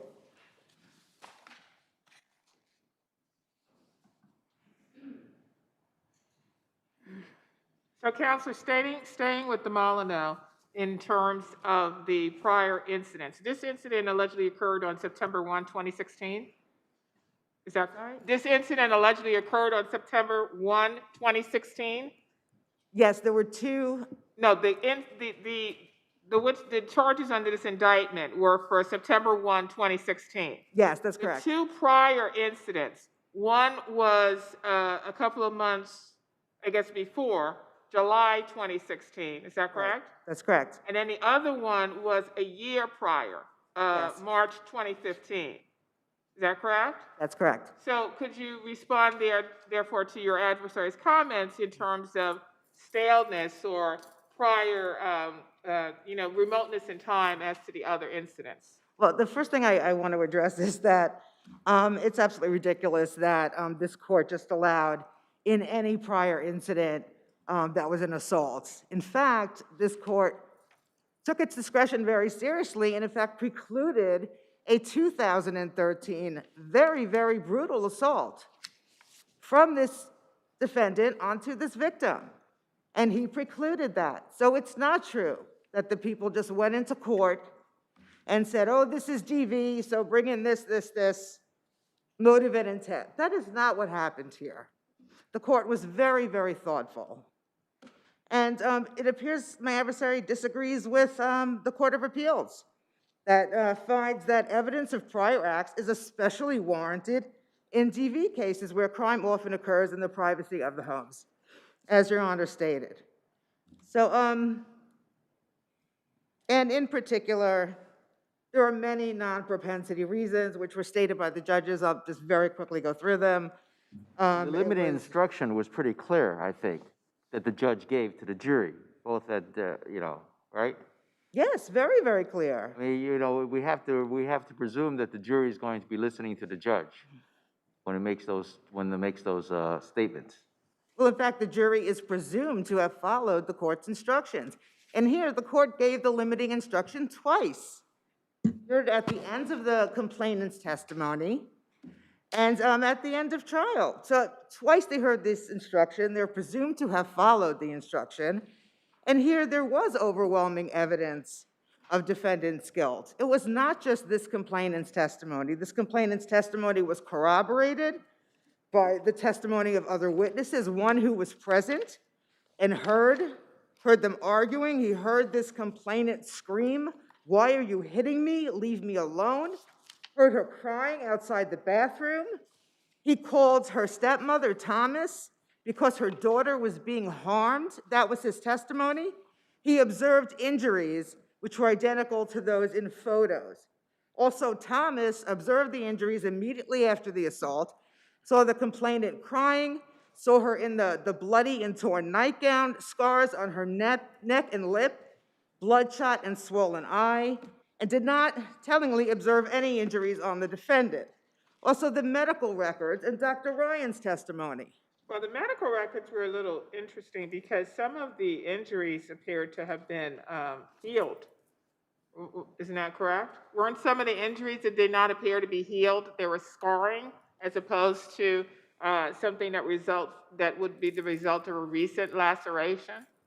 No, not when she went to the hospital. What Dr. Ryan had said, first of all, she referred to it as a pretty impressive injury on the neck, which is the same way that actually the defendant's witness, Dr. Troncoso, said the same thing, that it was so impressive that he remembered it to this day. So she described the neck injury as linear in shape, consistent with a strap or something like that rubbing with force against the skin. So similar to a burn. But this doctor also testified that it was so impressive that it stuck out in her mind. So this is a pretty severe injury, that it sticks in the mind of a detective, sticks in the mind of a doctor who sees these things probably day in and day out. Given the powerfulness of the doctor's observations and the officer's recollection, was there a need for this Molyneux evidence? Were we towing a line here of putting in that which maybe in some cases is critical to the prosecution's case, and here putting it in and running the risk of a finding of unduly prejudicial material being exposed to the jury? No, I believe it absolutely was necessary, because if not, it would have, it needed to put this into context, or else it otherwise would have appeared as just unbelievable. Why would this, defendant brutally beat this woman just because, she went to a party without him? It wouldn't make sense to the jurors. They needed to get the information from the prior assaults that they provided about the motive, the intent, and also to put this into context as a DV case and in the cycle of domestic violence and how that plays into it. And also to address the issues raised by the defendant. He claimed that she was lying. So, I mean, the prior assaults helped the jury to see, no, this victim is not lying, or it most likely is not lying, since it's not proof that the crime has been committed. But it was to refute the defendant's own contentions about his innocence. So people ask that the court affirms. Thank you. Thank you. We'll hear some rebuttal. Sure, just two brief points. This is the problem. A cycle of domestic violence, put it in the context of a cycle of domestic violence. That's not okay. If the jury needs to hear... Your argument is very simple. There should be no priors entered at all in domestic violence cases. No, not at all, Your Honor. I totally agree with you about the jury and the limiting instruction. I totally, I understand. Disagreed with that in your opening, because when you were arguing earlier. This is too far. You can't hold up a picture of the woman who's been beaten at a different time before the jury. A year before. A year before. That's right. It wasn't remote in time. He beat her once, he's going to beat her again. That's what that says. And my adversary just said, we need to show the cycle of violence. The cycle of violence has nothing to do with non-propensity. It has to do with propensity. Okay, That's so the entire Counsel, then I'm point. back to my question. Again, there was other evidence of the alleged crime, the hospital records, the testimony of Thomas. So therefore, if in fact the judge should not have allowed this, was it not harmless error? No, it's not a harmless error. I think there's an issue, right? There's no dispute he's in the apartment. There's no dispute that she suffers an injury. The question is, when she comes home, spinning drunk from a pint of Hennessy, and wakes up... Oh, she fell and caused the injury to herself? I don't know how she got the injuries, but as Your Honor just mentioned, there's some scarring, and the injuries don't match up to how she described that she was strangled with the nightgown. But the medical records do support the conclusion of strangulation. So I'm not understanding how you can strangle yourself after having a pint of Hennessy, or how having a pint of Hennessy would lead to strangulation. Oh, well, it's ligatures. certainly not just that. We have a credibility issue here, okay? We have a witness whose testimony conflicts with the guest who's sitting right outside the room. We have a witness who has jealousy motive to fabricate, and we don't know what happened in the room, and the indictment talks about a nightgown that didn't come into play until 8 months after the incident. And there's no Dr. Troncoso in this case. That's my final point. There's a detective the defense called. There's no defense doctor that agreed with the severity of the injury. Thank you. Thank you. All right, the next case is Thomas versus Laton.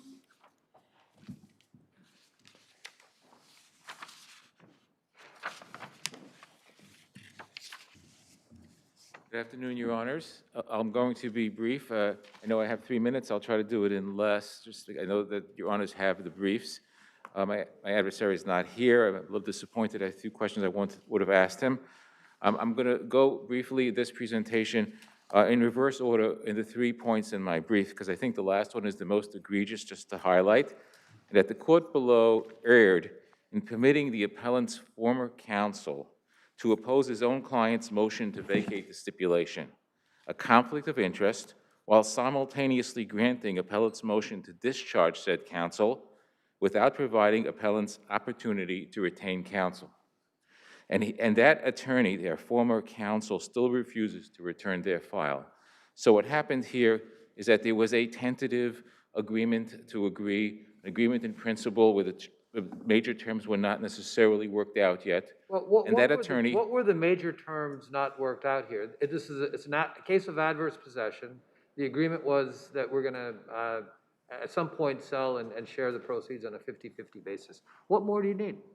Well, one of the terms in particular was how long they were going to still be permitted to remain in the house. Your clients have been there how many years at this point? Their entire lives. They're 60 Well, but they've been years here old. more than, they've gotten the benefit of the agreement, right? They've been there more than 2 years since the time there was a settlement. Well, since the time of settlement, I didn't do the math. Perhaps it's been 2 years from them. But the point is, I'm appealing from the fact that they didn't have a solid agreement. There were terms left to be negotiated. And it's even proven by the fact that the respondent's own attorney at page 84 of the Record on Appeal filed a paper in the case saying, look, court, after that supposed oral agreement in court between the attorneys. Well, was that oral agreement done on the record, counsel, in open court prior to trial? It was an agreement only in principle with open terms left, and then No, the question was it done in open court prior to trial? Was it on the record in open court? It was a record in open court, however. And were not all of the parties present during the placement of that agreement on the record? It was a remote conference, and my clients were remotely observing it. They were not asked. They were remotely present, right? Yes. So in other words, they heard everything that was going on. They heard the terms of the stipulation. Did not necessarily agree to it, and they felt Did they object to it? Did they say, "Oh no"? They were not given an opportunity to speak. They were not recused. They were not given a question that they agree to the settlement. Were they told that they could not speak? I was not present there. I don't know. I don't see that necessarily, but I think so. Anything in the record to suggest that at any point in time they were told you cannot say anything during this proceeding? I don't know that that's in the record, Your Honor. But the point that I do want to make is that the points that were open included the additional time that they're going to live there, and also what the strike price was. That's a big question. What the house would be sold for. What price would be acceptable? Who would be the broker? And then subsequent to that, a month later, the respondent's attorney files a paper with the court saying, look, we had an agreement in principle in court, and then we gave them a written agreement, fully negotiated. In other words, it was negotiated subsequently, he claims, and plaintiffs failed and refused to sign the agreement, therefore that we want to reinstate it to the trial calendar. So respondent's attorney, a month later, says, let's reinstate it to the trial calendar. We only had an agreement in principle. They don't want to sign the deal that we're trying to force on them. So, Your Honor, reinstate it to the trial calendar. And they were forced. I mean, this agreement was not something that they agreed to, but then what happened was that a title report was ordered, supposedly to implement the terms of the deal, and the title report revealed that it was all based on a fraudulent deed. I'm not going to go spend the time because I have the red light, but it's very obvious from a reading, I believe, of my briefs that this was a totally fraudulent deed. It was filed years after the person who made the deed died, and it obviously was notarized years after she died by an attorney that was subsequently disbarred. The notary stamp indicates that based upon the date that it expired, that he notarized it well after she died. It was a totally fraudulent deed, and the whole basis for the case changed. It was a major game changer that now we have a deed, and the case law provides that it's like a contract. You can throw out a settlement agreement like you can throw out a contract. If you have a contract where there's a basic term that permits you to terminate it, then you can throw out a settlement agreement. Now, if it was a real estate contract to buy the property in the real estate contract that said you'd have to give good title, And then the title report comes up and says, there's an impediment here. We're not going to insure title But unless isn't you there a prove- distinction to be made here, because this was done in open court, and don't courts look at those agreements slightly differently in resolving these issues? Yes, so if that would be the case, if it was done in open court and they agreed to all the terms, and the clients agreed to it, and often in open court, they'll bring in I've had, just in my experience, they'll bring in the party and sit them down and say, okay, do you agree? Do you understand the terms of this agreement? Do you agree to it? Yes, no.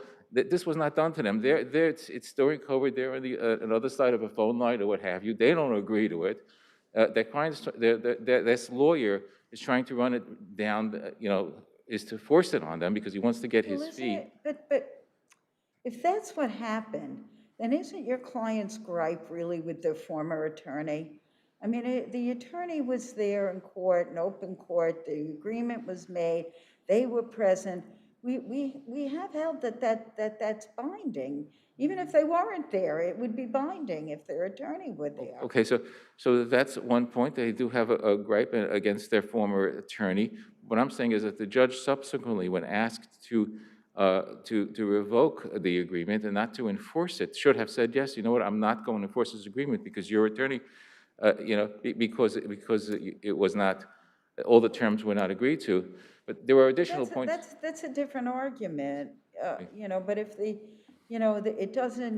if the agreement is valid and your client said never gave authority to do that, then their gripe is not to set aside the agreement. The agreement is still binding. Okay, so the authority, that's correct regarding the authority point, but there's also the additional factor that not all the points were agreed upon. Well, that's a different point that you Yes, raised, and we'll look at that. And not only that, not all the points were agreed upon, but even if, assuming for the sake of argument, assuming arguendo that they made an agreement, there was a subsequent event that occurred, a title report, when they sought to sell the property. But your client had the deed. Your client could have figured out. My clients are two gentlemen who lived in this house their whole lives That doesn't excuse it. They had either they knew or should have known about the deed. They had the deed. I think they had the deed, but they did not realize that it's something that a title company would not insure. Because of the fact that what was notarized and filed after she died, they did not know the law of title law. Not every lawyer necessarily knows that either, that a title company will not accept a deed that unless you can prove that it was delivered during the lifetime of the person who made it. If it's filed after the death, you have to prove it was delivered during the lifetime, and the law requires that it be delivered during the lifetime. And I don't know, they need to be charged with that law before they made this deal, but now subsequently they know that this is a whole different picture to the case. And then when they made the motion, the lawyer simultaneously moved to be relieved as counsel, and at the same time was arguing against his own client to enforce the stipulation. And the judge sort of said, you're moving to relieve this counsel, so then we're going to separate you out, granted, which she granted, and give them time to get their own attorney. Instead of giving them time to get their own attorney, she simultaneously. We understand your arguments, honestly. We're repeating. But I thank you. We'll look at the papers. Okay, thank you, Your Honors.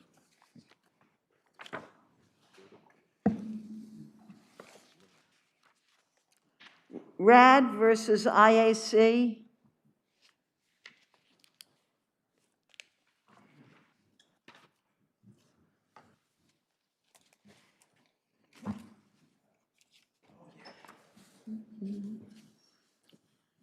For goodness. You can proceed. Good afternoon, Your Honors. I'm Erica Payne for the plaintiff's respondents. I'd like to introduce my colleague, Tom Dupree, who is a member of the District of Columbia Bar. You have a pro hoc vice for this oral argument? You're kidding me. Yes, Your Honor. He has been admitted pro hoc vice by this court, and with the court's permission, he will be arguing on behalf of the plaintiff's respondents today. Since you waited so long, I will certainly allow it, but, make me regret my decision to give you any argument time on this at all. Thank you, Your Honor. Non-enumerated appeal. Unbelievable. All right. Thank you, Your Honor. Counsel, may I ask, what state are you from? Where did you come in from? I came in from Washington, D.C., but my colleague is from New York. Oh, you're from DC? Yeah, She's thank got you. to be from New York. No, No, I just wanted to know, how far you came from. Good afternoon, Your Honors. Mark Walensky from Wachtell, Lipton, Rosen, and Katz for the appellants. And I want to start by thanking the court for, Don't thank me, just get to your let me argument. go to it. The principal issue on this appeal, Your Honors, as you know, is whether the We know it. It has to do with the jury jury demand. demand. Two issues that go into that. Yeah, so First, here's the question. I don't really understand. Again, yet another case where I was on the prior appeal panel that's been on the case today. Didn't we decide this already? Didn't we talk about the fact that they didn't have to go by that provision, that specific provision in the CPLR, and they were free to bring a plenary suit? Didn't we already say absolutely, that? Your Honor. You decided whether they had to go by plenary proceeding. So now At your this point, claim is, let me just see if I can get this right.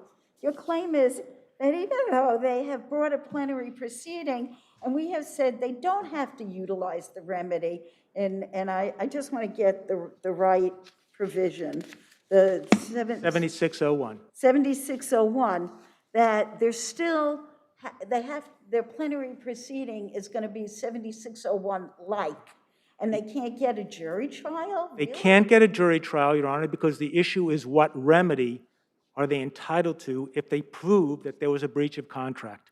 That issue was not presented on the prior appeal. The only issue on the prior appeal was whether the 90-day statute of limitations applied, and in that case, the court ruled that it did not apply because a claim, an attack on the Well, appraisal. what remedy do you think that they're limited to? They can't get money damages? They can't get money damages, Your Honor, specifically under Penn Central. And this was the colloquy that you and I had at that time.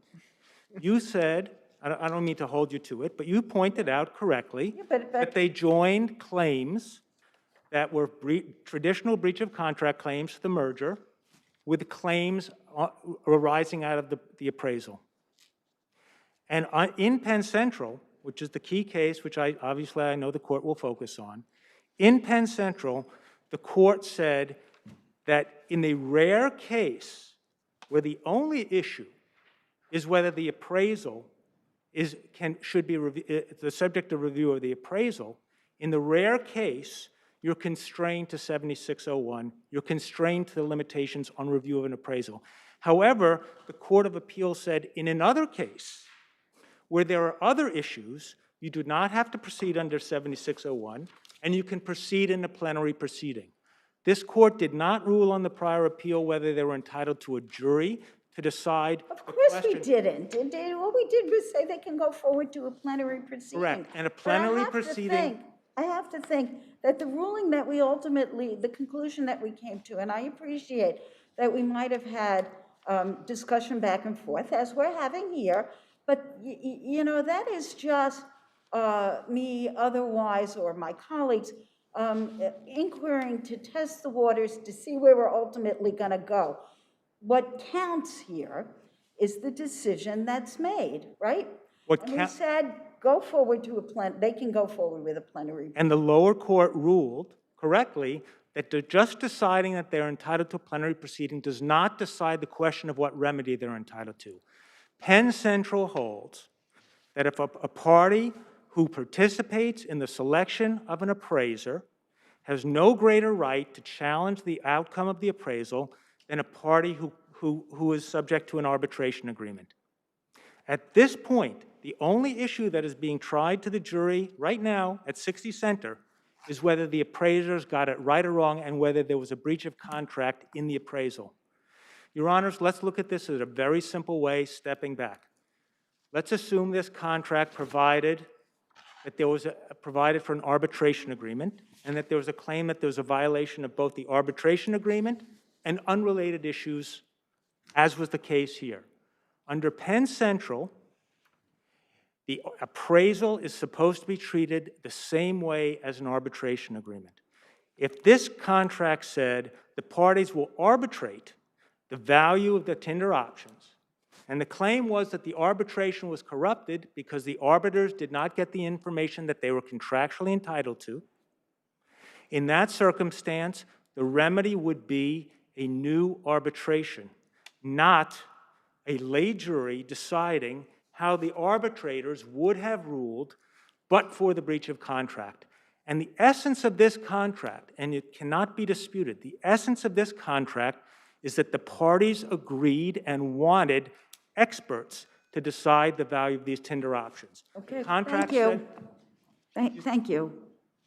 Honestly, I'm giving people the time that they are allotted today.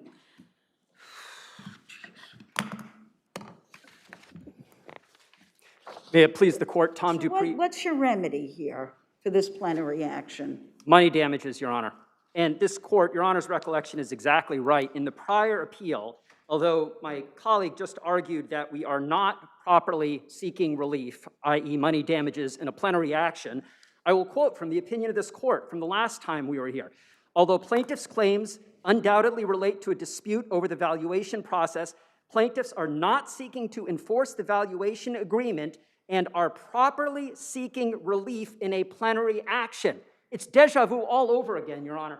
You were exactly right in your recollection of what this court said. This argument that we have heard today is the same argument that was rejected years ago. Same case that they were relying on. Same everything, Your Honor. Same everything. The briefs are largely a reprint of what we've seen before. Justice Scarpula examined their argument, rejected it.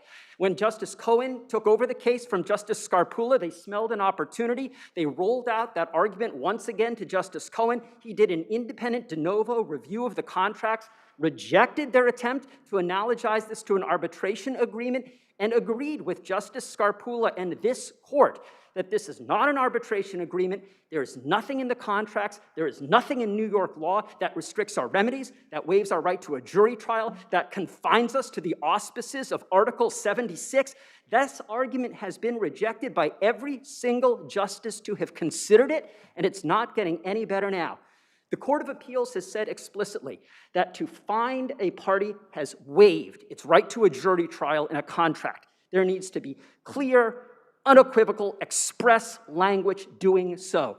There is no such language here. This is the reason why all the judges have rejected this argument. This is not an arbitration contract at issue. There's nothing in it that suggests the findings of the valuation would be binding on the parties. We never waived our right to a jury trial. Under New York's Constitution and statutes, we have a right to seek money damages for breach of contract. That is a sacrosanct rule under New York law and Constitution. It has literally been that way for centuries. Counsel? Yes. Are the claims essentially the valuation claims? I mean, I understand that they're in the form of breach of contract, but don't they really concern valuation at discrete points? The claims that we're bringing, Your Honor, are for breach of contract against the defendants because they failed to carry out their obligations under Schedule A. That's the contract, or one of the key contracts at issue here. So we are simply arguing, as you would in any breach of contract case, that they had contractual obligations, they breached those contractual obligations, and we are entitled to money damages as a result. I should also note that this trial, which defendants have been trying to stop— How are you going to measure those damages? I beg your pardon, Your Honor? How are you going to measure those damages? We'd measure the damages the same way we would in any other breach of contract case, which is basically to say, what would we have obtained had they complied with their contractual obligations? What did we get as a result? Nothing to do with the valuation then. Yeah, it's common. It's the same way that you would measure breach of contract damages in any of the hundreds of contract cases that are tried in the courts of this state every day. Would that be measured by the value that would have been assigned to the interest by the arbitrators, though? Well, it's not arbitrators, Your Honor. I know. The banks. The valuation process, the experts. Right. There's going to be, or there is, competing expert testimony in this case. I should note, by the way, that about 20 minutes ago, we hit the halfway point in this trial, just a short distance from here. The trial got underway November 8th. Oh, it's halfway through. I was going to ask that. The trial's ongoing. It's ongoing, and it's been a great day for us, given that this is— You're in front of a jury? So we're in front of a jury. We've been in front of a jury for 10 days presenting our case. And that's what's so irksome, frankly, that the defendants have been trying to stop this jury trial. This is literally the 9th time that they have tried to stop this ongoing jury trial. None of their prior efforts have succeeded, and this one should not. We think Justice Scarpula got it right. We think Justice Cohen got it right. We think this court got it exactly right in its prior decision. We think the stay panel of this court that denied their motion just a month or so ago to stay this trial for purposes of this appeal, this court, the motions panel, denied that stay request. We submit every single justice has rejected the arguments we just heard. Do you recall when Justice Gish asked you about the valuation? You kind of moved away from it while you were... Oh, sure. I think Your Honor seems to have the general gist of it right. In other words, there's competing expert testimony about what the valuation was, should have been, if the defendants had complied with their contractual obligations. The gist of our breach of contract claim is that under the contract, the defendants were obligated to furnish the valuing banks with certain information. They were contractually obliged to give access to management. They were contractually obliged not to corrupt the process, tamper with the process, give the banks fake projections. Classic breach of contract case, and the damages would be measured by the difference between an uncorrupted valuation and the valuation that the defendants corrupted. So for those reasons, Your Honor, we ask that the judgment below be affirmed. Thank you. All right, we have rebuttal. Thank you, Your Honor. He just put his finger on exactly what is wrong, what's going on here. Did Just you said didn't ever, get it, did you never ever got move it. for a stay of that We, trial? Your Honor, we did move for a stay, and they represented to the court that the Let me appeal- stop you for a minute. What was the result of that motion? The motion was denied was on the denied. basis Okay. of their representation that the appeal and the trial could move forward in tandem. So that's a false issue. My colleague just pointed out exactly what's wrong with what's going on here. And it's one of the judge's questions. What is the measure of damages? The measure of damages that they are seeking is to have a lay jury determine how the banks would have valued this company but for the breach. This contract provided that experts would decide that question. These parties did wait, not... are you suggesting that experts won't decide the question? You have competing experts, obviously, making those determinations. Correct, and competing experts are going to present it to a jury, not to one of the two top investment banks in the country. That happens, doesn't that happen all the time in a trial? Where you Your have Honor, experts it does not happen. Let's just substitute appraisal, arbitration for the word appraisal. Substitute the word arbitration for the word appraisal. But Just for that's not, purposes of I'm argument. sorry, that's not reality. You could have negotiated the contract in that way and it wasn't done, correct? No, it could have used the word arbitration. Instead, it said we will appoint experts to banks to decide this question. And the fallacy of his argument is that there's nothing in this contract that provides that the bank's determinations would be binding. Your Honors, I refer you to R428, Section 2D1 of the settlement plan. The settlement plan provides, when you work through the definitions, that two expert banks would be appointed to value the company. All the parties, Tinder, IAC, and Match, would all present their information to the two banks in an adversarial process, and when you look at the record that we've submitted to you, you will see that Barclays and Deutsche Bank both functionally adjudicated the differences between the parties. That's what's in the record. I need to stop you for just 1 minute, because this is a different point.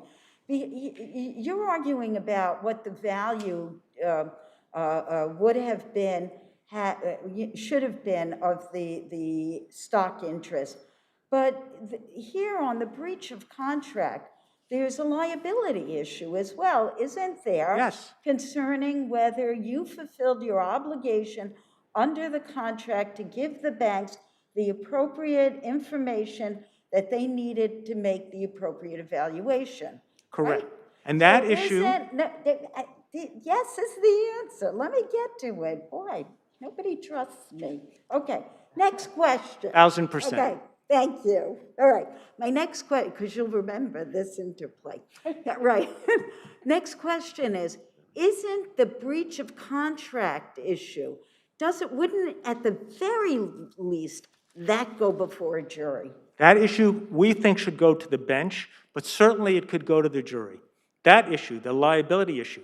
The question that we're focusing on here is the remedy. Again, my hypothetical, assuming it said arbitration, not appraisal. The question was, did the arbitrators get the information they were contractually entitled to? Okay? Start right there. Let's assume it's adjudicated the arbitrators did not get the information that they were contractually entitled to. What you don't get is a lay jury to decide how the arbitrators would have decided that question but for the breach. That is indisputable. And Penn Central says an appraisal gets the same level of respect and deference as an arbitration. So now the threshold question, which my colleague, frankly, was not honest with the court. Let me ask you this is this. what I was pointing you to.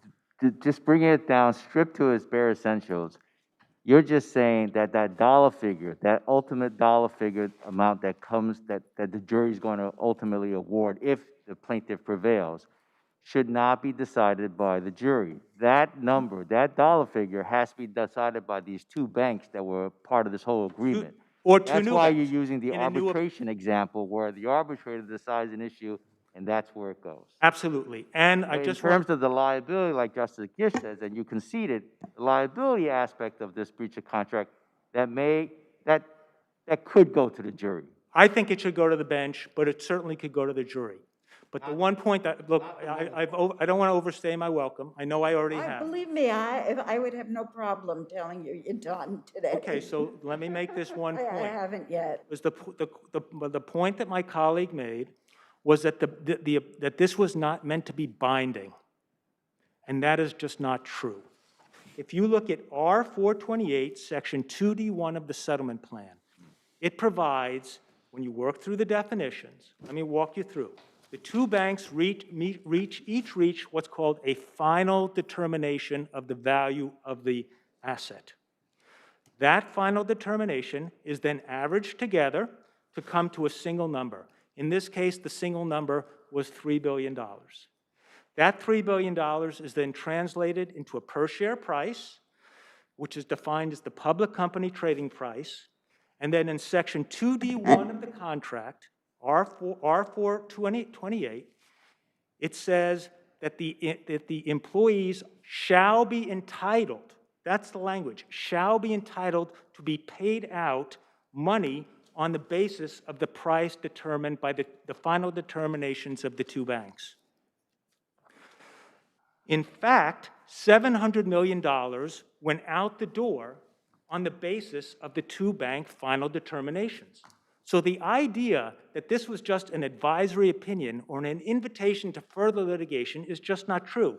This was a final determination binding upon both parties that resulted in $700 million going out the door. So, sir, could you have brought your own special proceeding under 7601 to enforce the valuation that was? Yes, we could have. We had a 1 year to do that. And they filed their lawsuit a year and 2 days after after the 1 year expired. And now we're in the position of them saying, oh, well, sorry, fellas, you know, too late to, in fact, they argued it's too late to seek confirmation because a year had passed. It's a fundamental inequity in their position. The parties wanted experts to decide this valuation. This is a sophisticated issue. By that comment that you just made, it just triggered something, though. Are you suggesting that you were kind of lulled into this sort of like, oh, they're not going to be challenging this? It's not More than that, Your Honor. They're not going to do anything. More than that. Until the time expired and you couldn't do anything. The lead plaintiff exercised his options and posted on Instagram that he was going on vacation in Mykonos. This lawsuit came out of the blue. There was no expectation of this lawsuit. No one sent a note saying, by the way, we reserve our rights. That didn't happen. He unequivocally... And you didn't pursue your rights because you didn't think there was going to be a problem. We thought he cashed out his options. He was only one of the others cashed out their options. I don't mean to speak over, Your Honor. No, that's okay. I mean, it became a hybrid. Some people elected to exercise the options, and some people elected not to. All these Did plaintiffs... think that was going to be a problem? All these plaintiffs exercised their options. And their exercise notice said we unequivocally, without reservation, exercise our options. The lawsuit comes a year, actually, I shouldn't say a year. Well, July after the 13th after to the time August 3rd. after the the time 1 that year you is- had an After opportunity the 1 to. year has passed, the lawsuit is brought. And then we argue that the 90-day period should prevail. They join their claims with non-claims that are separate from the challenge to the appraisal. And this is an important point that I want the court to understand. All of the other claims that were pending at the time I argued in front of Justice Gish, there was a merger claim, a tort claim. Those have both been dismissed. At this point, the only issue the jury is hearing is whether the banks got the information that they were entitled to, whether we breached our contract, and if they did not get the information they're entitled to, how would the banks, those two banks, any two banks, have valued this company? And to show frankly, the lotto nature of this claim, and I use those words advisedly and with great respect to the jury, the banks determined that Tinder was worth $3 billion. The plaintiff match itself in the record had a market cap of $4.9 billion. The plaintiff's damage theory to this jury is that Tinder was actually worth $13.2 billion, 4 times what the banks decided, 2.5 times what Match as a whole was worth, and that the jury should now award them $2 billion of damages based on the idea that the banks, Deutsche Bank and Barclays, would have valued Tinder at 2.5 times the value of Match as a whole. And we don't know that. Excuse me? We wouldn't know that, right? Wouldn't know what? We wouldn't know. The banks would have valued because you didn't have that. We don't, look, if they want to if they can prove that the banks didn't get the information that they were entitled to, God bless them. Go back to the experts, not a lay jury, with all its wisdom and all its experience, does not have the experience of Barclays and Deutsche Bank. And under this contract, that's what the parties bargained for. Thank you, Your Honors. Thank you. Thank you all. Thank you for your patience waiting today.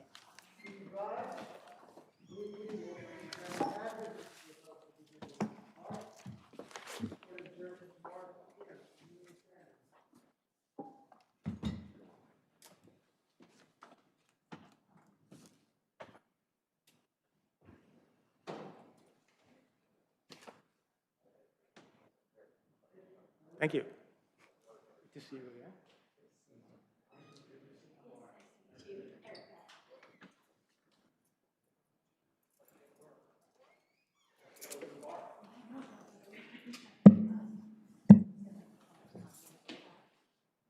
Be advised, court is over. We got 3 coming up.